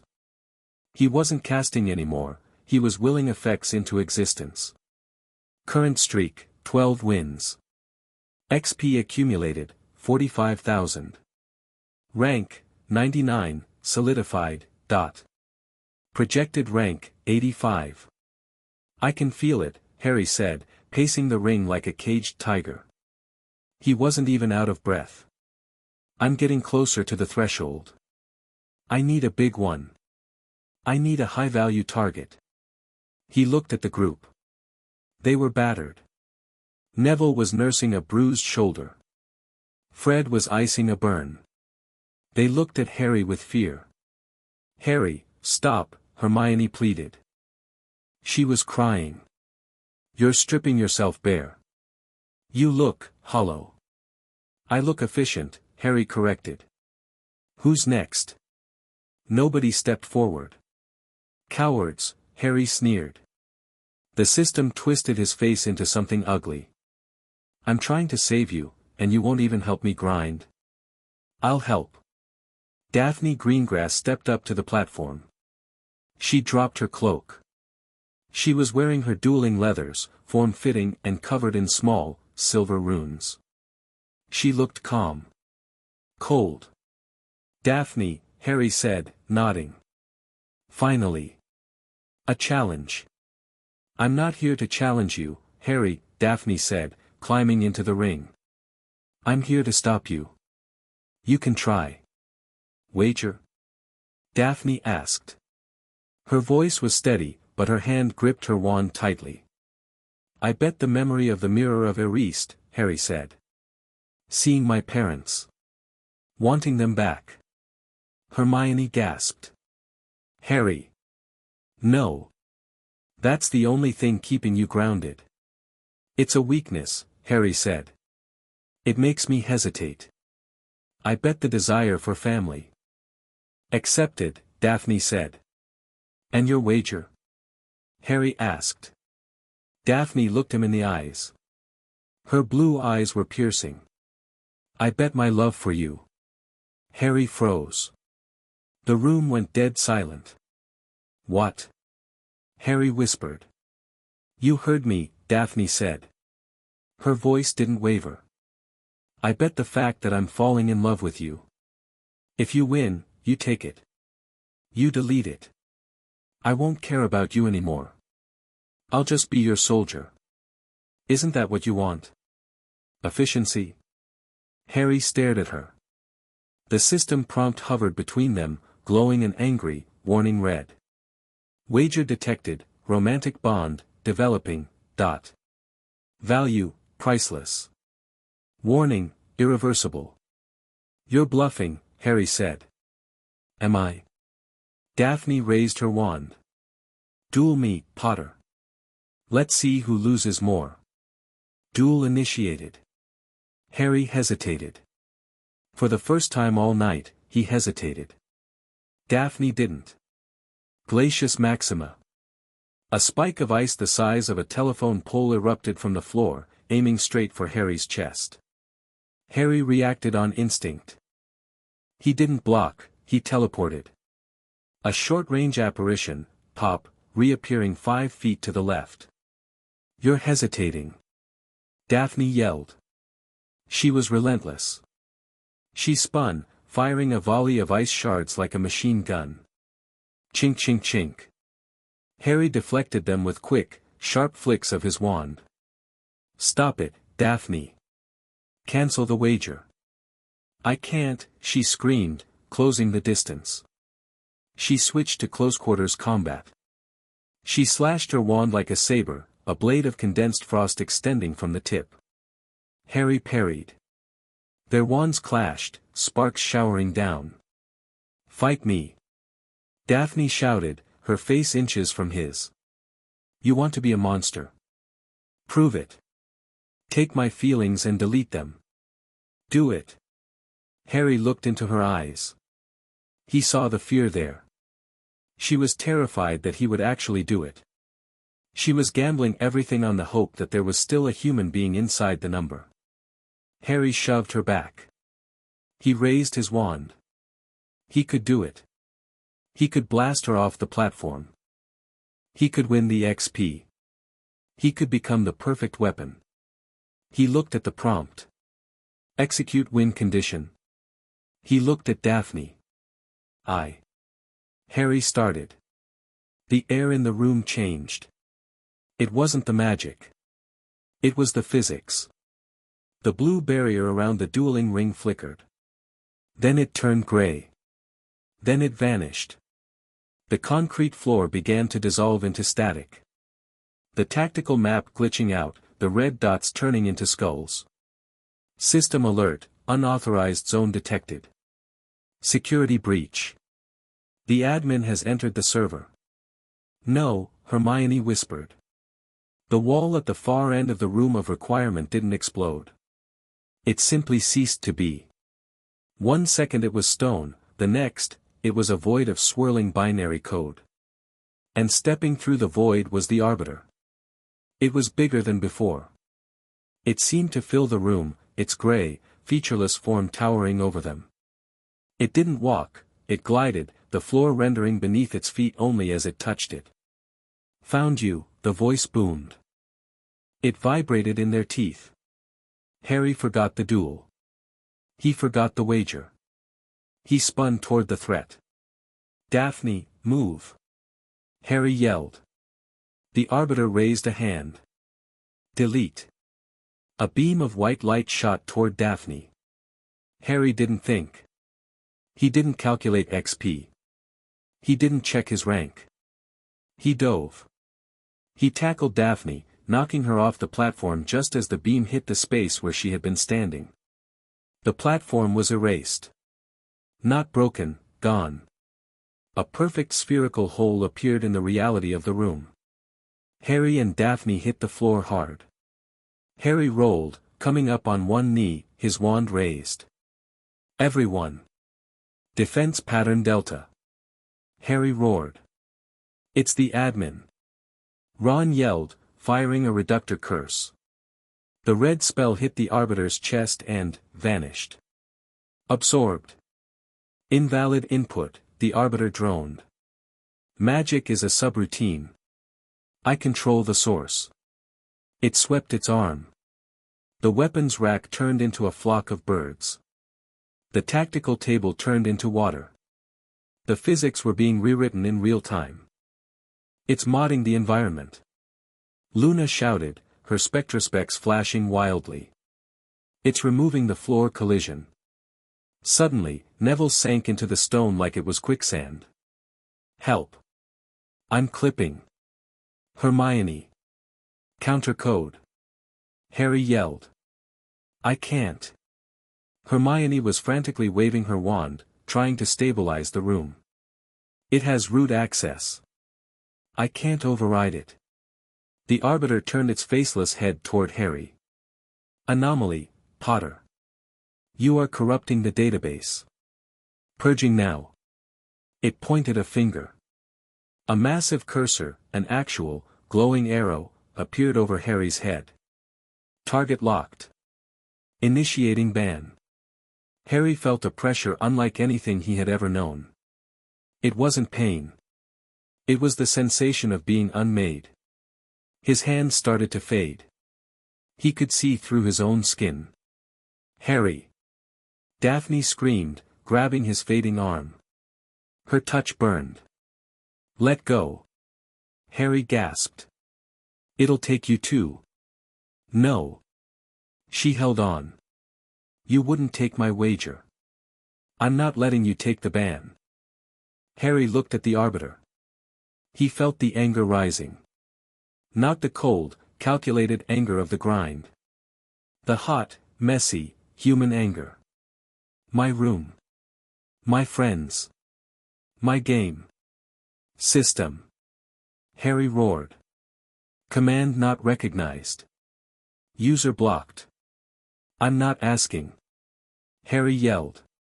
He reached into his inventory. He didn't pull out a weapon. He pulled out the prophecy orb. The admin key. It was glowing so bright it burned his fingers. If you want to delete me, Harry snarled, you have to delete the plot. He smashed the orb on the floor. It didn't break like glass. It exploded like a data bomb. Raw, unrefined narrative code flooded the room. The prophecy, the script of the universe, was released into the local environment. System error, narrative overflow. Conflicting protocols, chosen one, cannot be deleted until endgame. The Arbiter froze. The white light flickering. Error. Plot armor detected. Cannot override core script. The entity twitched. It was confused. The system had rules, and Harry had just slammed a must survive rule onto the table. Now. Harry yelled. Attack it while it's processing. But magic doesn't work. Ron yelled. Don't use magic. Harry shouted. Use the glitch. Harry grabbed the black dagger. He poured everything he had into it, his mana, his stamina, the XP he had just farmed from his trauma. He didn't cast a spell. He didn't try to cut the Arbiter. He visualized the one thing an admin fears. Corruption. He imagined the negative zone. He imagined Sirius. He imagined the numbers bleeding. He threw the dagger. The blade spun through the air, trailing a wake of black static. It hit the Arbiter in the chest. It didn't pierce. It merged. Virus uploaded. Source, House of Black. Type, Chaos. The Arbiter screeched. It was a sound like metal tearing. Unauthorized. Unauthorized. The gray geometry began to crack. Black veins spread from the dagger impact site. The entity thrashed, smashing the walls, trying to eject the foreign code. It's crashing. Luna cheered. It's not enough. Daphne yelled. It's regenerating. The cracks were sealing. The Arbiter was adapting. It reached for the dagger to pull it out. Harry realized he needed one more push. He needed to overload the processor.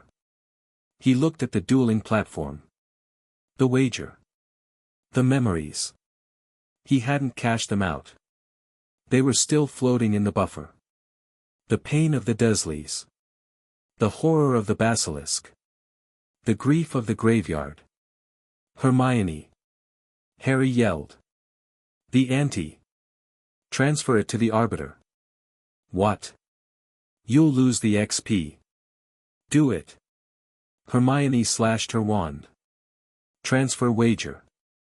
The stream of data, the dark, heavy cloud of Harry's trauma, shot from the platform and slammed into the Arbiter's open wound. The admin stopped moving.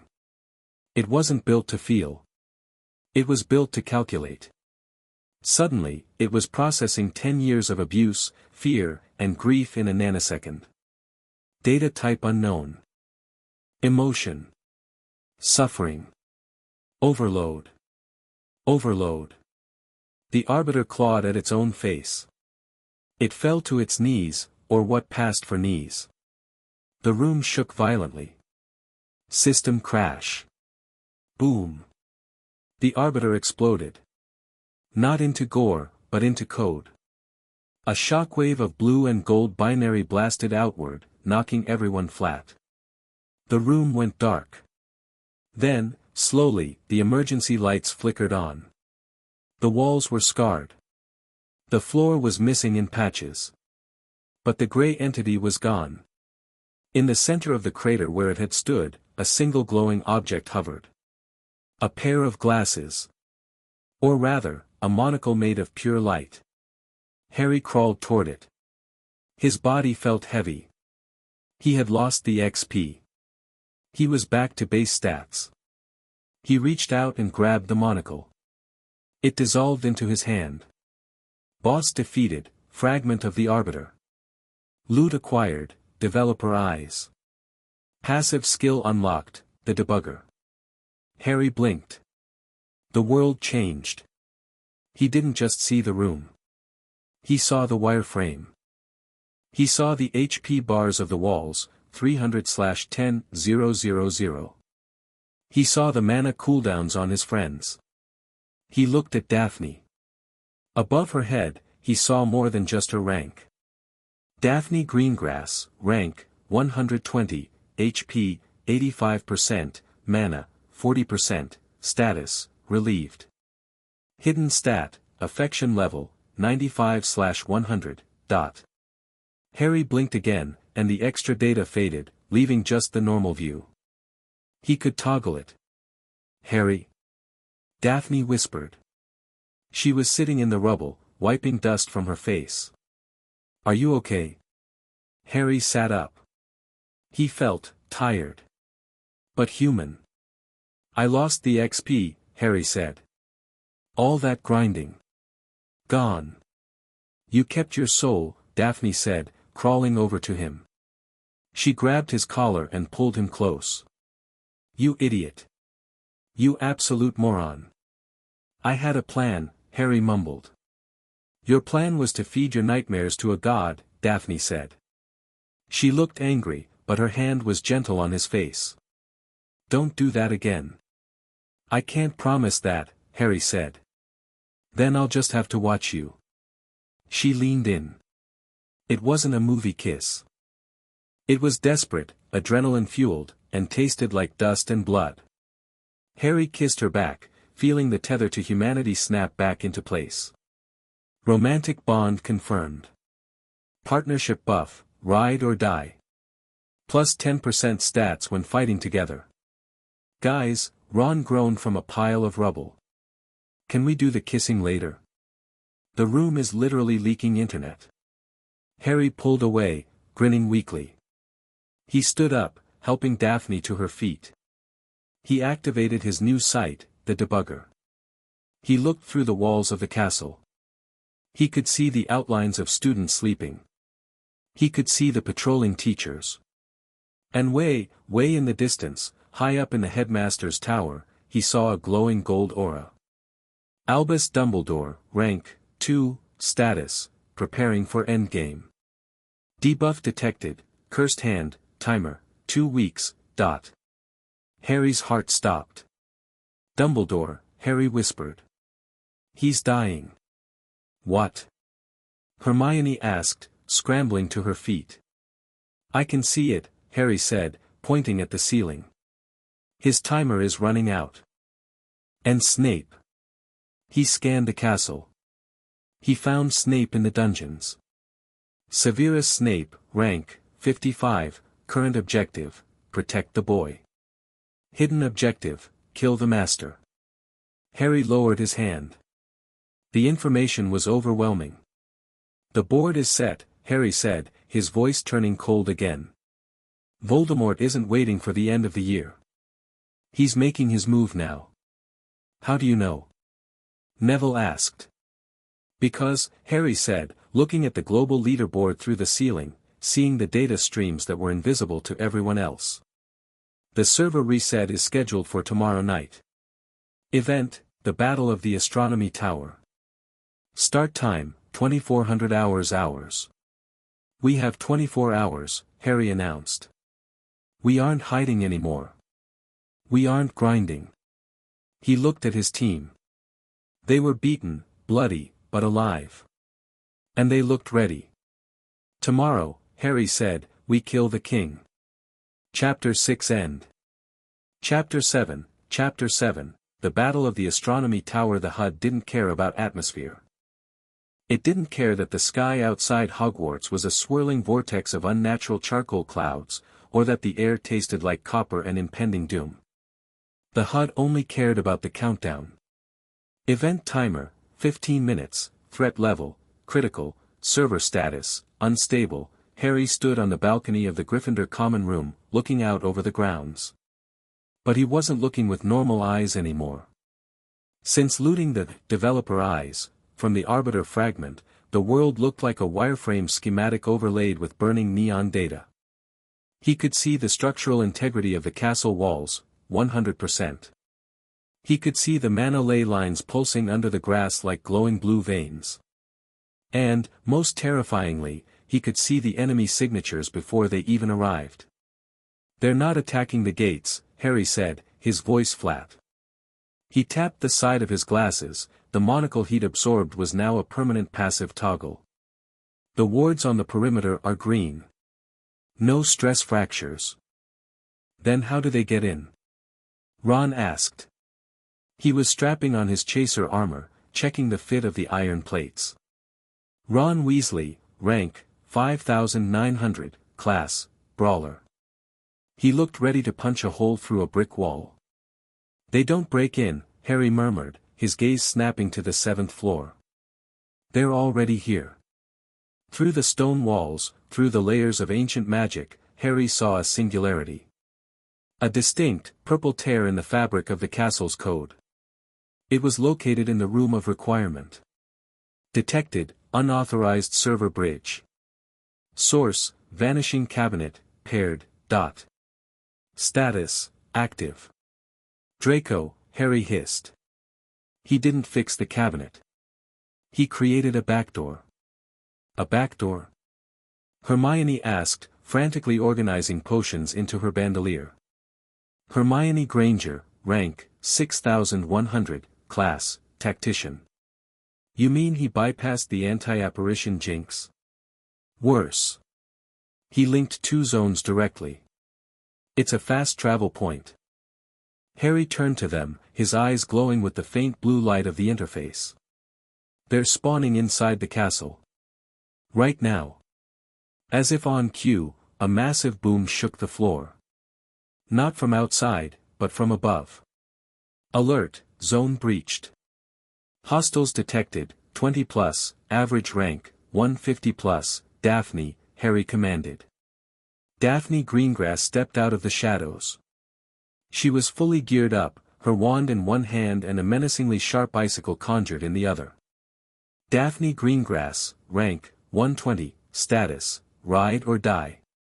"Orders?" she asked coolly. "Take the DA. Secure the corridors on the 7th floor. Don't let them spread out. Choke point tactics." "And you?"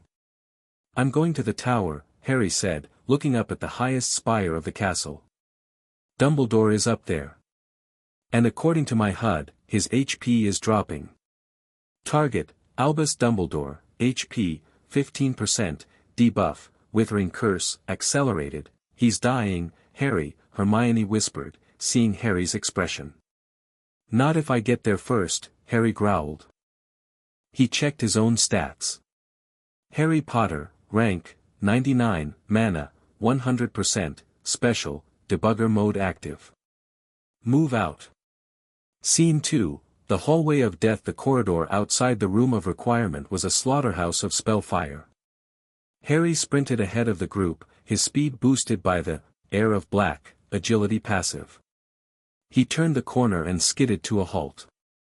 Draco Malfoy was standing by the open door of the room. He looked sick. Pale, sweating, his wand shaking in his hand. But behind him, pouring out of the cabinet like oil, were the Death Eaters. And leading them was a nightmare. Fenrir Greyback, rank, 88, class, Apex Predator, passive, cannibalism, heels on bite. Greyback didn't use a wand. He barely looked human. He was a mass of muscle and fur, his teeth filed to points. "Fresh meat," Greyback roared. The system amplified his voice, causing a fear debuff to ripple through the air. Stupefy. Draco shouted, aiming at Harry. Harry didn't even shield. He saw the trajectory of the spell, a red line in the air, before Draco finished the incantation. Harry sidestepped. The red light splashed harmlessly against the stone.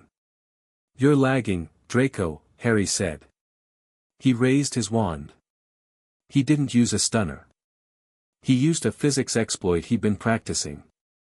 Depulso. He aimed at the floor directly in front of Greyback. The stone exploded upward. The shockwave hit the werewolf mid-stride, launching him backward into the line of incoming Death Eaters. Collision damage, minus 400 HP. Duh. Suppression fire. Daphne's voice rang out from behind Harry. A volley of spells erupted from the Gryffindor reinforcement team. Red, blue, and yellow lights filled the hallway.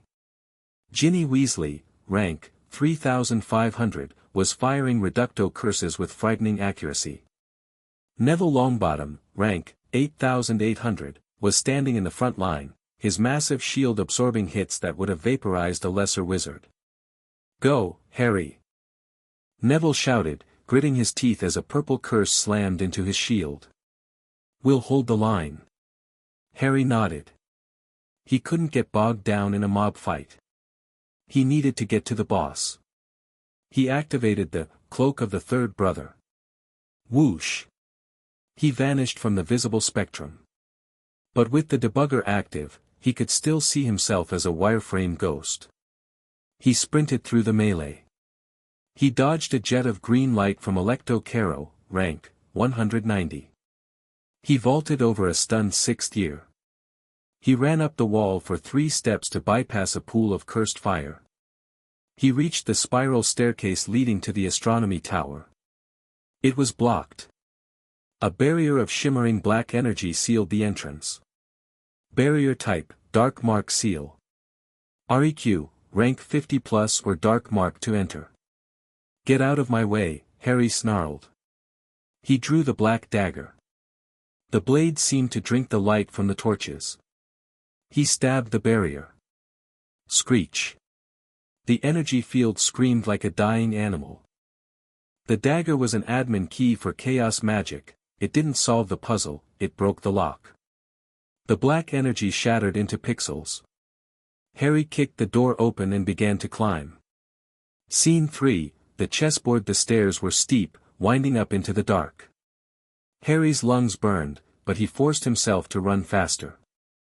The HUD was flashing warnings. Alert, Dumbledore HP critical, 10%, dot. Alert, multiple hostiles approaching tower. He burst onto the observation deck of the astronomy tower. The wind was howling up here, whipping Harry's invisible cloak around his legs. The sky was an open wound, the dark mark hanging directly above them, bathing the tower in sickly green light. And there he was. Albus Dumbledore. The old man was leaning against the ramparts, looking frail.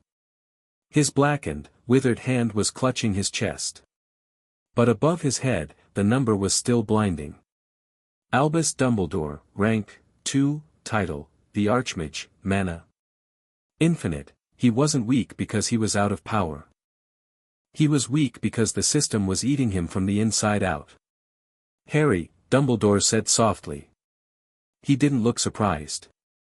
I asked you not to come. Harry ripped off the cloak. You didn't ask. You tried to bench me. He walked toward Dumbledore, scanning the headmaster with the debugger. The data was horrifying. Curse progression, 95%, status, acceptance. Objective, sacrifice. You're planning to die, Harry accused, his voice trembling with rage. I can see it, Professor. Your objective marker. You're throwing the match. Dumbledore smiled, a sad, weary expression. Death is not a defeat, Harry. It is a strategic withdrawal. It's a forfeit. Harry yelled. We have the numbers. I have the DA holding the stairs. I have the black dagger. We can fight them. We can heal you. You cannot heal this, Dumbledore said, raising his blackened hand. This is a contract, Harry. A debt to the system. I tried to use the resurrection stone, a glitch item, and the firewall caught me. He pushed himself off the wall, standing tall. For a second, the frailty vanished, replaced by the terrifying aura of a rank 2 warlord. Voldemort plays for the high score, Dumbledore said, his voice cutting through the wind. He believes that the one with the biggest number is God. If I fight him, if I engage in this brutal, gamified violence, I validate his rules. The rules are already validated. Harry shouted, gesturing at the sky. Look around. People are dying. We don't have the luxury of moral high grounds anymore. We need to win. And what happens when you win, Harry? Dumbledore looked at him, his blue eyes piercing. When you reach rank 1. Do you become the new system? Do you enforce the edict? I destroy it, Harry said. To destroy it, you must understand it. And to understand it, you must let go of the need to dominate it. Footsteps detected on stairs. Harry spun around. Someone's coming. Draco, Dumbledore said calmly. And he is not alone. I'll handle them, Harry said, raising his wand. I'll blast them off the tower. No. Dumbledore raised his wand. Not at the door. At Harry. Professor. You must watch, Harry. You must see the game for what it truly is. And you must not interfere. Don't do this, Harry pleaded. He felt the magic gathering. Don't you dare put me in a cutscene. Forgive me, Dumbledore whispered. Petrificus totalis. Harry tried to block. He tried to use his rank 99 authority.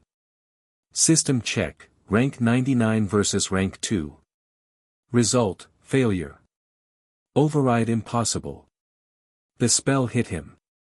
Harry's arms snapped to his sides. His legs locked together.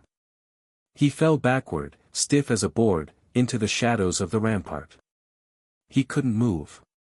He couldn't speak. He could only see. And he had the debugger active. He was a silent camera, recording the end of an era. The door burst open. Draco Malfoy stumbled onto the deck. He looked terrified. His wand was shaking so hard sparks were flying off the tip. Draco Malfoy, rank, 950, status, panic, objective, kill Dumbledore, forced, good evening, Draco, Dumbledore said pleasantly, as if they were discussing homework. Who else is here? Draco shouted, spinning around. I heard voices. I often talk to myself, Dumbledore said. It is a privilege of old age. Draco leveled his wand at Dumbledore's chest. I have to do it. He'll kill me. He'll kill my mother. Harry watched Draco's data. Resolve, 15%, fear, 99%, he wasn't going to do it. He couldn't. You are not a killer, Draco, Dumbledore said softly. The system has labeled you a villain, but your code is still malleable. You don't know what I am. Draco screamed. He pulled up his sleeve, showing the dark mark. It was pulsing, draining his mana to feed the invasion force. I can help you, Dumbledore offered. I can hide you. I can spoof your death in the logs. Draco lowered his wand a fraction of an inch. Resolve, 5%. Draco choked. Then the door banged open again. For Death Eaters swarmed in. Caro, Rowell, Greyback, and Yaxley. Party detected, the execution squad. Do it, boy. Alecto Caro shrieked. Finish him, or we'll finish you. Dumbledore didn't look at them. He looked at the door. Severus, Dumbledore said. Snape stepped out of the shadows. Harry's eyes, locked open by the spell, zoomed in on Snape. The debugger went crazy. Severus Snape, rank, 55, loyalty, conflicted, hidden stat, Oathkeeper, unbreakable vow active, Snape took in the scene. Draco shaking. The Death Eaters eager for blood. Dumbledore slumped against the wall, defenseless. Snape walked forward, pushing Draco aside. "We have a problem, Severus," Dumbledore said. His voice was pleading. But Harry, with his enhanced sight, saw the metadata attached to the words. Info, please. Context, end it. Save the boy. Snape stared at Dumbledore. Harry saw a flicker in Snape's stats. Guilt, critical. Hatred, critical. Resolve, 100%. Snape raised his wand. Avada Kedavra. The green light didn't just flash. It roared. It hit Dumbledore squarely in the chest. Harry screamed internally. The silence spell held, but his mind shattered. Dumbledore was blasted backward. He went over the ramparts. He fell, turning slowly in the air, like a broken doll. Global alert, rank 2 eliminated. The Archmage has fallen. The system paused. Time seemed to stop. The wind died. The Death Eaters froze. Then, the calculation began. Calculating rank transfer, killer, Severus Snape. Victim, Albus Dumbledore. Awarding points, error. Red text flashed across Harry's vision. Error, consensual termination detected. The victim intended to die. System logic, suicide by proxy does not grant full XP. The system was confused. It looked for the next available candidate for the power transfer. It looked for someone with high hostility. Someone with a connection to the victim. Someone who was witnessing the event and had sufficient container space for the power. Harry felt a burning sensation in his chest. Candidate found, Harry Potter. Status, rank 99. Proximity, immediate. Connection, protégé/heir. No, Harry thought. No, I don't want it. Transferring rank, a shockwave of white magic erupted from the spot where Dumbledore had stood. It bypassed Snape. It bypassed Draco. It slammed into Harry. The body-bind curse shattered instantly. Harry gasped, arching his back as raw, liquid power flooded his veins. It was too much.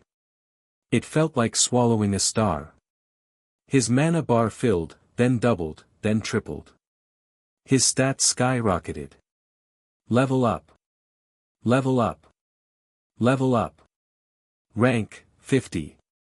40, 20. Snape spun around. He saw Harry rising from the shadows, glowing with a terrifying, blinding aura. Potter, Snape whispered. The number above Harry's head stopped spinning. It locked. Harry Potter, rank, 2, Harry stood up. The stone floor cracked beneath his feet just from the weight of his presence. He looked at Snape. You killed him, Harry said. His voice wasn't a shout. It was a command. A rank 2 command. The air vibrated. The Death Eaters clutched their ears. Greyback howled in pain. Out! Snape yelled to the others. Go! Now! He grabbed Draco and shoved him toward the stairs. Don't you turn your back on me! Harry roared. He raised his wand. Sectum Sempra. The spell that had nearly killed Malfoy in the bathroom. The spell Snape had invented. Snape turned, his face a mask of concentration. He didn't block it. He caught it. He slashed his wand, intercepting the invisible blade and dissipating it into sparks. You dare use my own spells against me, Potter. Snape sneered. But he was backing away. Harry saw the fear in his data. Snape HP, 100%, Snape mana, 60%, threat assessment, impossible to win. Snape knew. Rank 55 versus Rank 2. It wasn't a fight, it was a massacre waiting to happen. Snape vaulted over the railing, dragging Draco with him. They plummeted down, using flight spells to break their fall. Cowards! Harry screamed. He ran to the edge. He didn't cast a flight spell. He didn't know one. He just jumped. The system caught him. Gravity manipulation, active. Rank 2 physics. He fell like a meteor, wreathed in golden fire. Scene 4, the lawn. Harry hit the grass with the force of a bomb. Dirt and grass sprayed outward in a 30-foot radius. He stood up in the crater. Snape and Draco were sprinting toward the gates, toward the apparition boundary. The battle was still raging around them, DA members fighting Death Eaters, giants smashing the greenhouses, but it all seemed slow to Harry. He moved. He blurred. 1 second he was in the crater, the next, he was 50 yards ahead, blocking Snape's path. "Stop," Harry said. "Command, halt." Draco collapsed instantly, pinned by the gravity of the order. Snape staggered, dropping to one knee. He fought it. His veins bulged. "I will not." Snape hissed. Resistance check, critical success. Snape broke the hold. He was strong. His mind was a fortress. "Fight back!" Harry yelled, tears streaming down his face. "Fight back, you coward!" He fired a barrage of spells. Stunners, blasting curses, cutting hexes. He didn't aim, he just poured magic out. Snape parried them all. He was a master of defense. He flowed like water, deflecting Harry's raw, chaotic power. "You have your mother's eyes," Snape shouted, blocking a curse that would have pulverized a boulder. "But you have your father's arrogance. You think power is enough. You have no technique. No discipline. I have rank 2. Harry screamed. Cruck, he stopped. He almost cast it. The unforgivable. Snape saw the hesitation. "No," Snape said, standing tall. "You are not that yet." He flicked his wand. A lasso of fire whipped around Harry's legs, yanking him to the ground. "It is over, Potter," Snape said. He looked down at Harry. There was no triumph in his face. Only exhaustion. "Why?" Harry asked, choking on the smoke. "Why did you kill him?" Snape didn't answer. He looked at the gates. The barrier was down. "Draco, move," Snape ordered. Draco scrambled up and ran. Snape looked at Harry one last time. Because the game required it, Snape whispered. He turned an apparat. Crack. They were gone. Scene 5, the aftermath. The battle ended abruptly. With the Death Eaters retreating and Dumbledore dead, the invaders had no reason to stay. They faded into the night, leaving behind burning rubble and wounded students. Harry lay on the grass. The fire rope had vanished. He stared up at the sky. The clouds were parting. The dark mark was fading. But something else was taking its place. The global leaderboard flickered into existence, huge and shimmering against the stars. It updated with a sound that tolled like a funeral bell. Ranking update complete. The list scrolled. 1. Lord Voldemort, the Sovereign, and then, right below it. 2. Harry Potter, the Usurper. Harry stared at the title. The Usurper. He felt the eyes. Not just the students gathering around him. Not just the teachers running from the castle. He felt him. Voldemort was watching.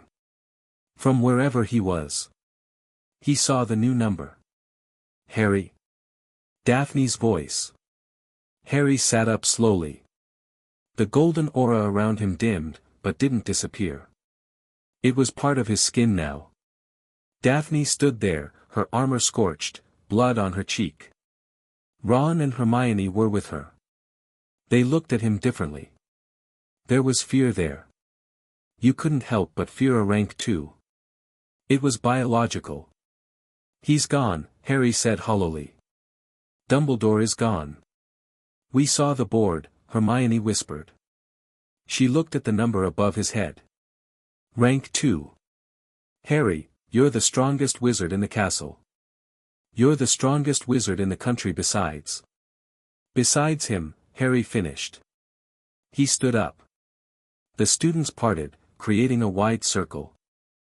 McGonagall was running toward them, tears in her eyes, but she stopped when she felt Harry's pressure. Harry looked at the castle. Half the astronomy tower was gone. The Great Hall was burning. He thinks he won, Harry said. His voice was cold. It lacked the human warmth he had fought to keep in the room of requirement. The rank 2 power was cold. It was lonely. He killed the only man he was afraid of, Ron said. No, Harry corrected. He turned to face the gates. To face the world. He activated the debugger. He looked at the sky, at the name Lord Voldemort. He saw the hidden data attached to the Dark Lord's name. Voldemort, rank 1, status, celebrating. Objective, final conquest. Harry focused on his own objective bar. Current objective, survive. Harry mental clicked the text. He deleted it. He typed in a new command. New objective, God slaying. He didn't kill the man he was afraid of, Harry said to his friends. He killed the man who was holding me back. He clenched his fist. The golden light flared, turning the night into day for a brief, blinding second. Get everyone inside, Harry ordered McGonagall. It wasn't a request. Mr. Potter. McGonagall gasped. Prepare the castle for a siege, Professor, Harry said, walking toward the lake. Voldemort is coming. And I'm going to turn this school into a graveyard for him. He looked up at the number 2 above his head. One more step, Harry whispered. Chapter 7 End. Chapter 8, The God of the Arena, current objective, survive the endgame. Time until server wipe, unknown. Global player count, dropping rapidly.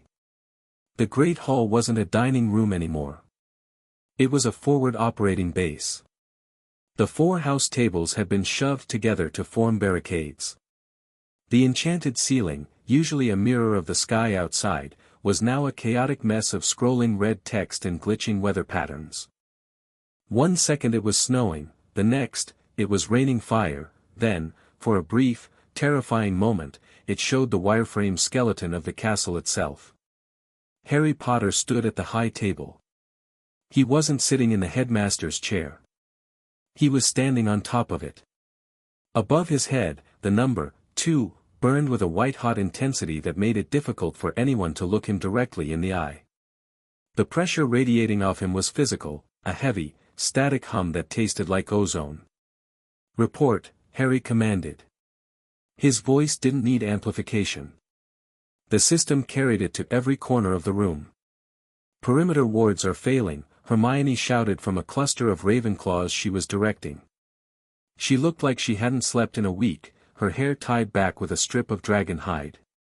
Hermione Granger, rank, 4,500, tactician buff. The Death Eaters aren't attacking the shields. They're deleting them. Deleting them? Ron asked, hefting a massive, enchanted warhammer he'd looted from the troll incident in first year, long story. Ron Weasley, rank, 4,200, class, Berserker. They're using admin privileges, Harry said, his eyes scanning the data streams visible only to him via the developer eyes. Voldemort is sharing his access. He's giving the inner circle root commands. Harry looked at the map floating in the center of the room.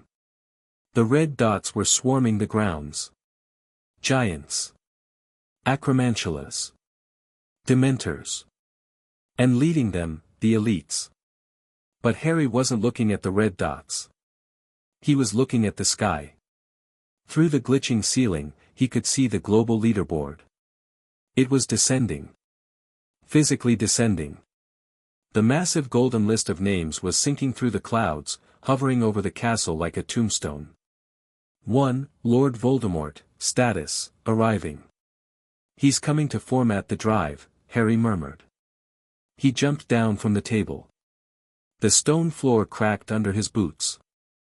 Daphne, Harry said. Daphne Greengrass was sharpening her steel knife.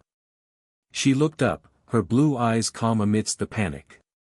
Daphne Greengrass, rank, 120. Ready, she said. Take the DA to the viaduct, Harry ordered. That's the choke point. Use the environment. If they try to cross the bridge, collapse the physics. Make them fall into the void. And you? I'm going to the courtyard, Harry said, checking his inventory. Wand, 100% integrity, black dagger, charged, prophecy orb shards, loaded. I need to draw his aggro before he wipes the castle. Harry, Neville called out. He was polishing his shield, which now glowed with a faint, holy light. Neville Longbottom, rank, 6000, class, Paladin. You can't solo a rank 1. It's mathematically impossible. His stats are infinite. I know, Harry said. He looked at his friends. The people who had ground XP with him, bled with him, and defied the laws of physics for him. That's why I'm not going to fight him. I'm going to break the game. System alert, boss event started. The Dark Lord has entered the instance. A sound like a thunderclap shattered the windows. Go. Harry roared. Battle stations. Scene 2, the glitch in the Matrix. Harry walked out onto the entrance courtyard. It was raining, but the rain wasn't water. It was black oil. It slicked the cobblestones and smelled of decay. The system was struggling to render the environment under the weight of Voldemort's presence. The bridge was already a war zone. Spells flashed in the distance, green, red, purple. Harry could hear the screams of the battle, the roar of giants, the crunch of stone. But here, in the courtyard, it was quiet. A figure stood in the center of the quad. He didn't have an army with him. He didn't need one. Lord Voldemort. He looked less like a man and more like a tear in reality. His skin was pale as bone, his robes woven from shadows that writhed independently. But it was the number that terrified. It wasn't just a 1. It was a crown. A literal, graphical crown floating above his head, formed from golden binary code.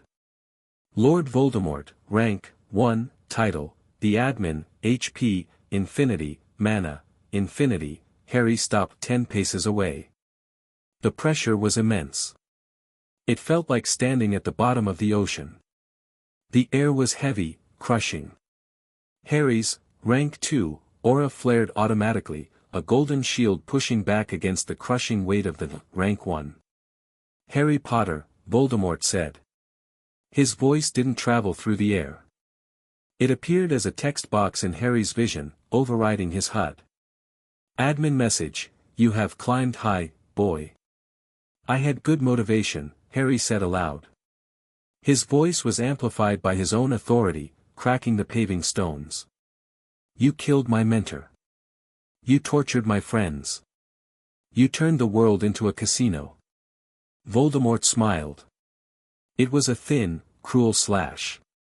I turned the world into a meritocracy, Voldemort corrected, stepping forward. The black oil rain parted around him. Before this, before the shift, magic was wasted on the weak. It was diluted by laws, by mercy, by muggles. I simply optimized the code. He raised a hand. He didn't hold a wand. He didn't need one. Look at you, Voldemort mused. Rank 2. The usurper. You reek of Dumbledore's stolen power. Do you feel it, Harry? The burden? The voices of the millions of ants beneath you, begging for scraps of mana? I feel it, Harry said. It makes me sick. That is because you are still human, Voldemort hissed. You still think that power is something to be shared. Power is a resource, Harry. It is finite. For one to be God, everyone else must be dust.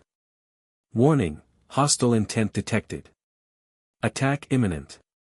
Harry bent his knees, gripping his wand.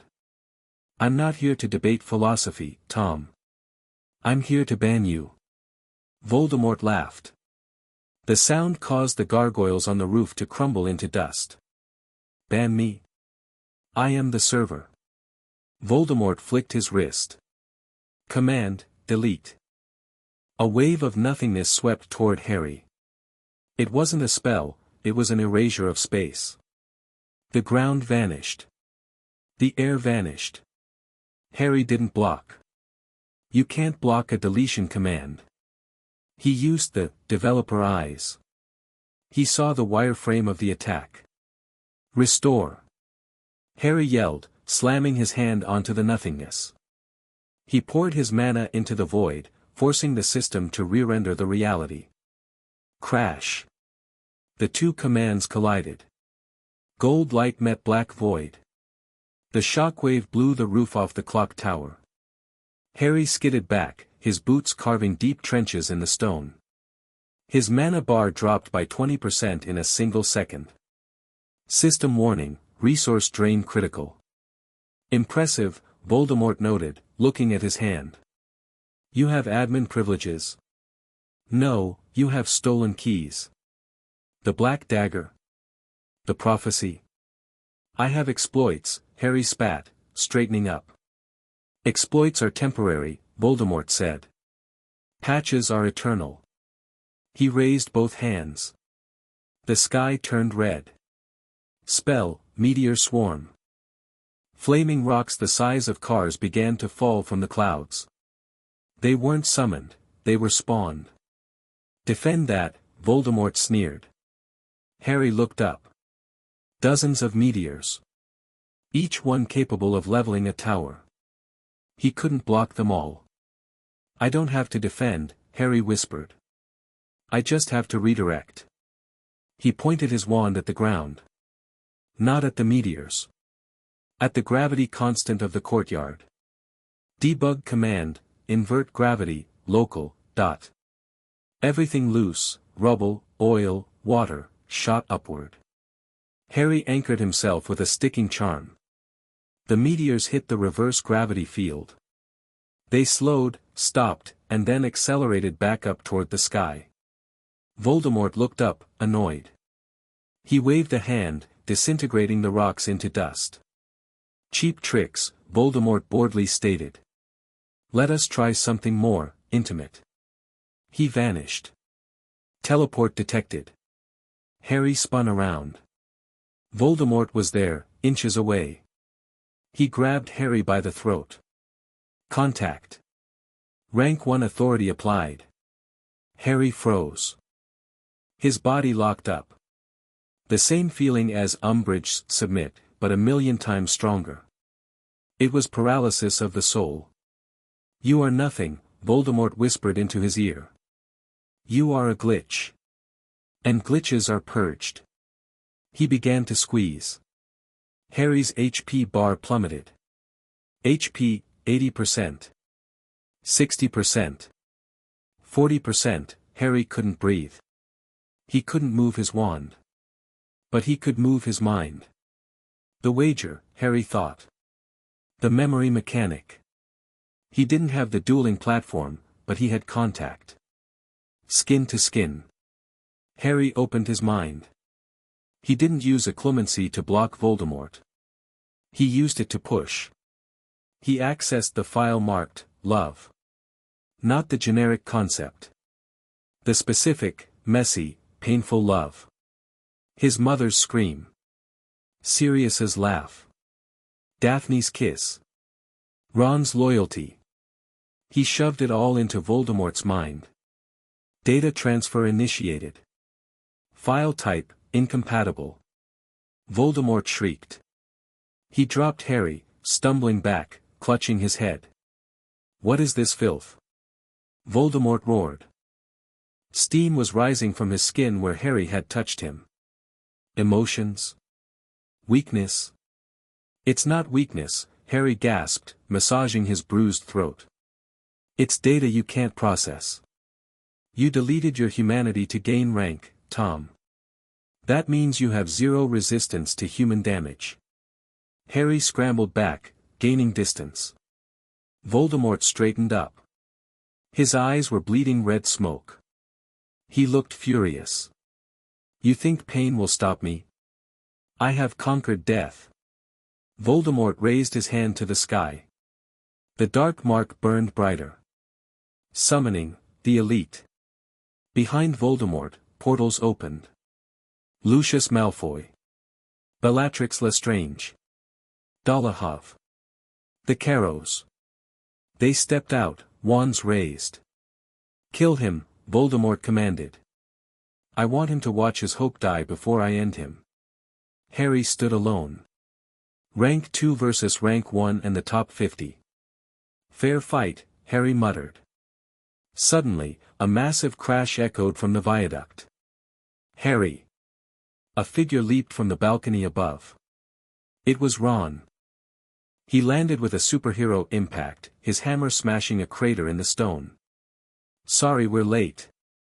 Ron yelled. Had to smash a few giants.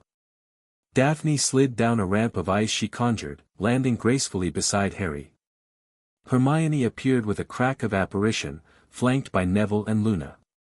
Party reunited. Buff active, the power of friendship, ignore the name, it's plus 50% defense, dot.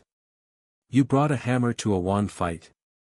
Bellatrix cackled, stepping forward. It's not just a hammer, Ron grinned, tapping a rune on the handle. It's a banhammer. Handle the trash, Harry said to his team.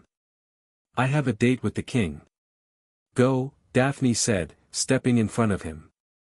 She raised her wand, her ice magic lowering the temperature of the courtyard by 20 degrees. We hold the line here. Harry looked at them one last time. Then he turned back to Voldemort. Just you and me, Tom, Harry said. Let's take this offline. Harry raised the black dagger. He didn't attack Voldemort. He attacked the air between them. He slashed reality. Dimensional rift opened. Destination, the source code. Harry grabbed Voldemort's robe and tackled him into the rift. No. Voldemort screamed. They tumbled into the void. Scene 3, the 0 point. They landed in a white room. No floor. No ceiling. No walls. Just infinite, blinding white space. Floating in the distance were lines of code, scrolling endlessly. Zone, the kernel. Physics, optional. Voldemort stood up. He looked around, his composure returning. You brought me to the back end, Voldemort sneered. Foolish. Here, I am omnipotent. I can rewrite the variables. He waved his hand. The white space turned into a pit of snakes. Millions of them. Harry blinked. Debug, delete assets. The snakes vanished. I have admin access too, remember? Harry said. I stole the keys from your arbiter. Voldemort's eyes narrowed. You have a fragment. I have the crown. Voldemort clenched his fist. The white space turned into fire. Environmental effect, hellfire. DPS, 5,000 per second. Harry felt his skin blistering. His HP began to tick down rapidly. Glacius Tria. Harry shouted. Nothing happened. Error, magic blocked by admin. I told you, Voldemort laughed, walking through the fire unharmed. I control the rules here. Magic is disabled for you. Only rank 1 can cast. Harry fell to his knees. The heat was unbearable. So this is it? Harry wheezed. You just burn me to death in a closet? It is efficient, Voldemort said. He stood over Harry, looking down with pity. You fought well, Harry. But you are a user. I am the architect. He raised his hand for the final deletion. Harry looked at the floor, or what passed for a floor. He saw the code running beneath it. He remembered the prophecy. The power he knows not, invert the flow. You're right, Harry whispered. I can't take power from you. I can't outrank you. Harry reached into his chest. Not physically, but magically. He grabbed his own core. His rank 2 authority. So I'm going to give it to you. Voldemort paused. What? You want power? Harry yelled, standing up. Take it. Take it all. Harry didn't cast a spell. He opened the floodgates. He initiated a force transfer. Usually, you take rank from a defeated enemy. But giving rank? It was unheard of. It was a violation of the system's core logic of selfishness. A beam of pure golden light erupted from Harry's chest and slammed into Voldemort. Voldemort gasped. Yes. Surrender. Give me your power. He opened his arms, absorbing the energy. His rank 1 crown glowed brighter. Voldemort rank 1 plus rank 2, absorbed, dot. Power level, critical mass. More. Voldemort laughed. I am becoming infinite. I'm not done. Harry screamed. He reached further. He connected to the Heir of Black title. He connected to the Slytherin House Owner title. He poured it all into Voldemort. Take it. Take the XP. Take the levels. Voldemort's laughter turned manic.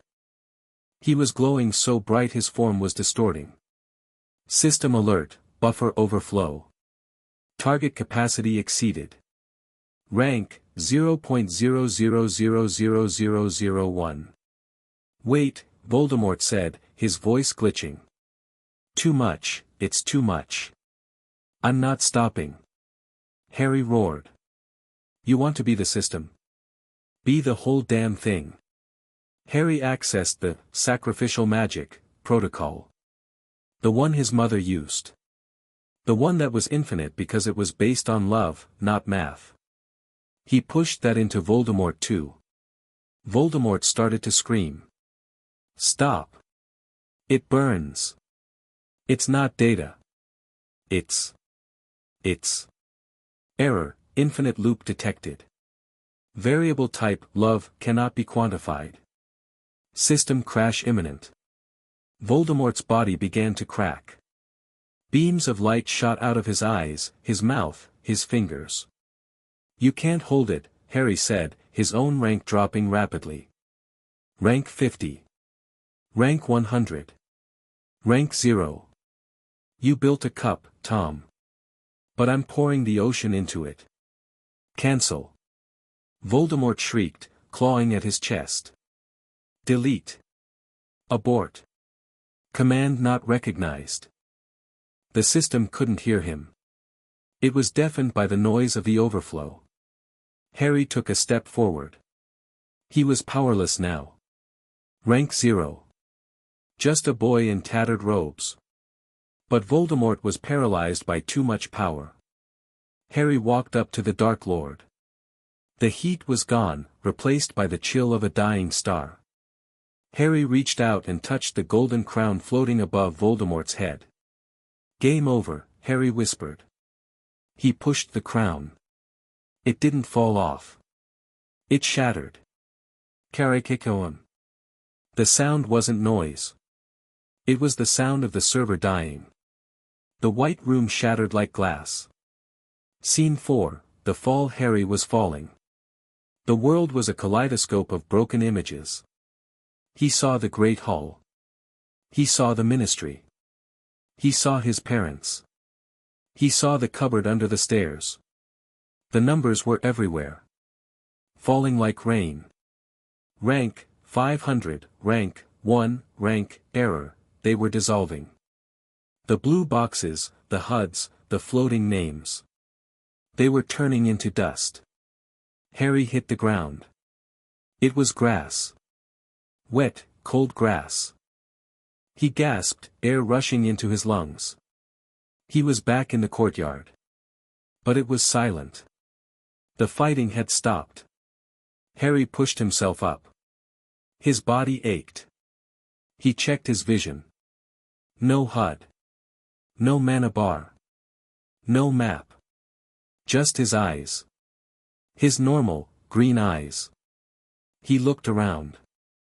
The Death Eaters and the students were standing there, looking confused. They were tapping the air above their heads, trying to summon menus that weren't there. My rank. Bellatrix shrieked, clutching her hair. Where is my number? I am rank 7. I demand my number. She pointed her wand at Neville. Crucio. A spark of red light fizzled and died. The buff, Hermione whispered from nearby. The system buff is gone. Magic is back to normal. It's based on emotion and intent again. Not stats. And Bellatrix Lestrange, stripped of her system-enforced aim assist and damage multipliers, was just a crazy woman with a stick. Neville stepped forward. He raised his wand. Stupefy, Neville said. It was a solid, practiced cast. The red light hit Bellatrix. She fell over. Out cold. It works, Neville breathed. Harry stood up. He looked to the center of the courtyard. Voldemort was there. He was lying on his back. The shadow robes were gone. He was wearing plain black rags. He looked small. He was trying to crawl. My kingdom, Voldemort rasped. My perfect world. He looked up at Harry. His red eyes were dull. What did you do? I rebooted it, Harry said, walking over. He looked down at the man who had terrified the world. Without the rank 1 aura, without the admin privileges, Voldemort was just a mangled soul in a constructed body. You are nothing, Voldemort hissed. You are rank 0. We're all rank 0 now, Tom, Harry said. Voldemort tried to raise his hand. Tried to summon a delete command. Nothing happened. His body began to flake away. The magic that held his artificial form together, the magic that the system had been sustaining, was gone. I am eternal. He crumbled. Like dry parchment in a fire. First his hands. Then his chest. Then his face. The wind blew, and Lord Voldemort was scattered across the cobblestones as grey ash. Global announcement, a voice echoed from the sky. But it wasn't digital. It was just the wind. The clouds parted. The sun, the real sun, broke through. The giant floating leaderboard in the sky flickered once. Twice. And then it vanished. Scene 5, the uncrowned king. The silence in the courtyard was absolute. Then, a cheer started. Low at first, then building. He's gone. The numbers are gone. We're free. Harry didn't cheer. He felt heavy.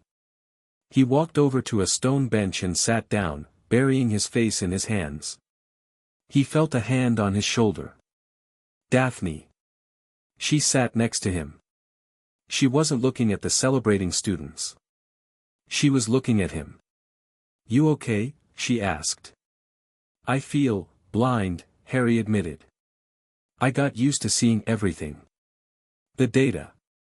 The secrets. It was too much noise, Daphne said. She took his hand. Her hand was warm. No stats. No affection meter. Just touch. We won, Harry said, looking at the ash where Voldemort had been. But what now? The system is gone, but the ministry is wrecked. The world is in chaos. We rebuild, Hermione said, walking up with Ron. They looked battered but happy. Ron was using his hammer as a crutch. Without numbers. Draco Malfoy was standing a few feet away. He looked lost. He kept checking his wrist where his rank used to be displayed. How do we know who's in charge? How do we know who to listen to? Harry stood up. The students quieted down, turning to watch him. Even without the rank 2 glowing over his head, he commanded the space. Harry looked at the spot where the crown had shattered in the void. He could have kept it. He could have rewritten the code to make himself king. He could have fixed everything with a thought. But he remembered Dumbledore. To understand it, you must let go. We listen to each other, Harry said to Draco. We figure it out. The hard way. He tossed the black dagger onto the ground. It was just a knife now. I'm done playing, Harry said. He turned to Daphne. Want to go get breakfast? Daphne smiled. It was the first real, unburdened smile he had ever seen on her. I think the kitchens are still operational, she said. But you're buying. I lost all my loot. Harry laughed. It felt strange in his throat. Deal. They walked away from the battlefield, arm in arm. Behind them, the sun rose over Hogwarts. The castle was damaged, scarred, and broken. But it was standing. And the sky was beautifully, terrifyingly empty. Chapter 8 End.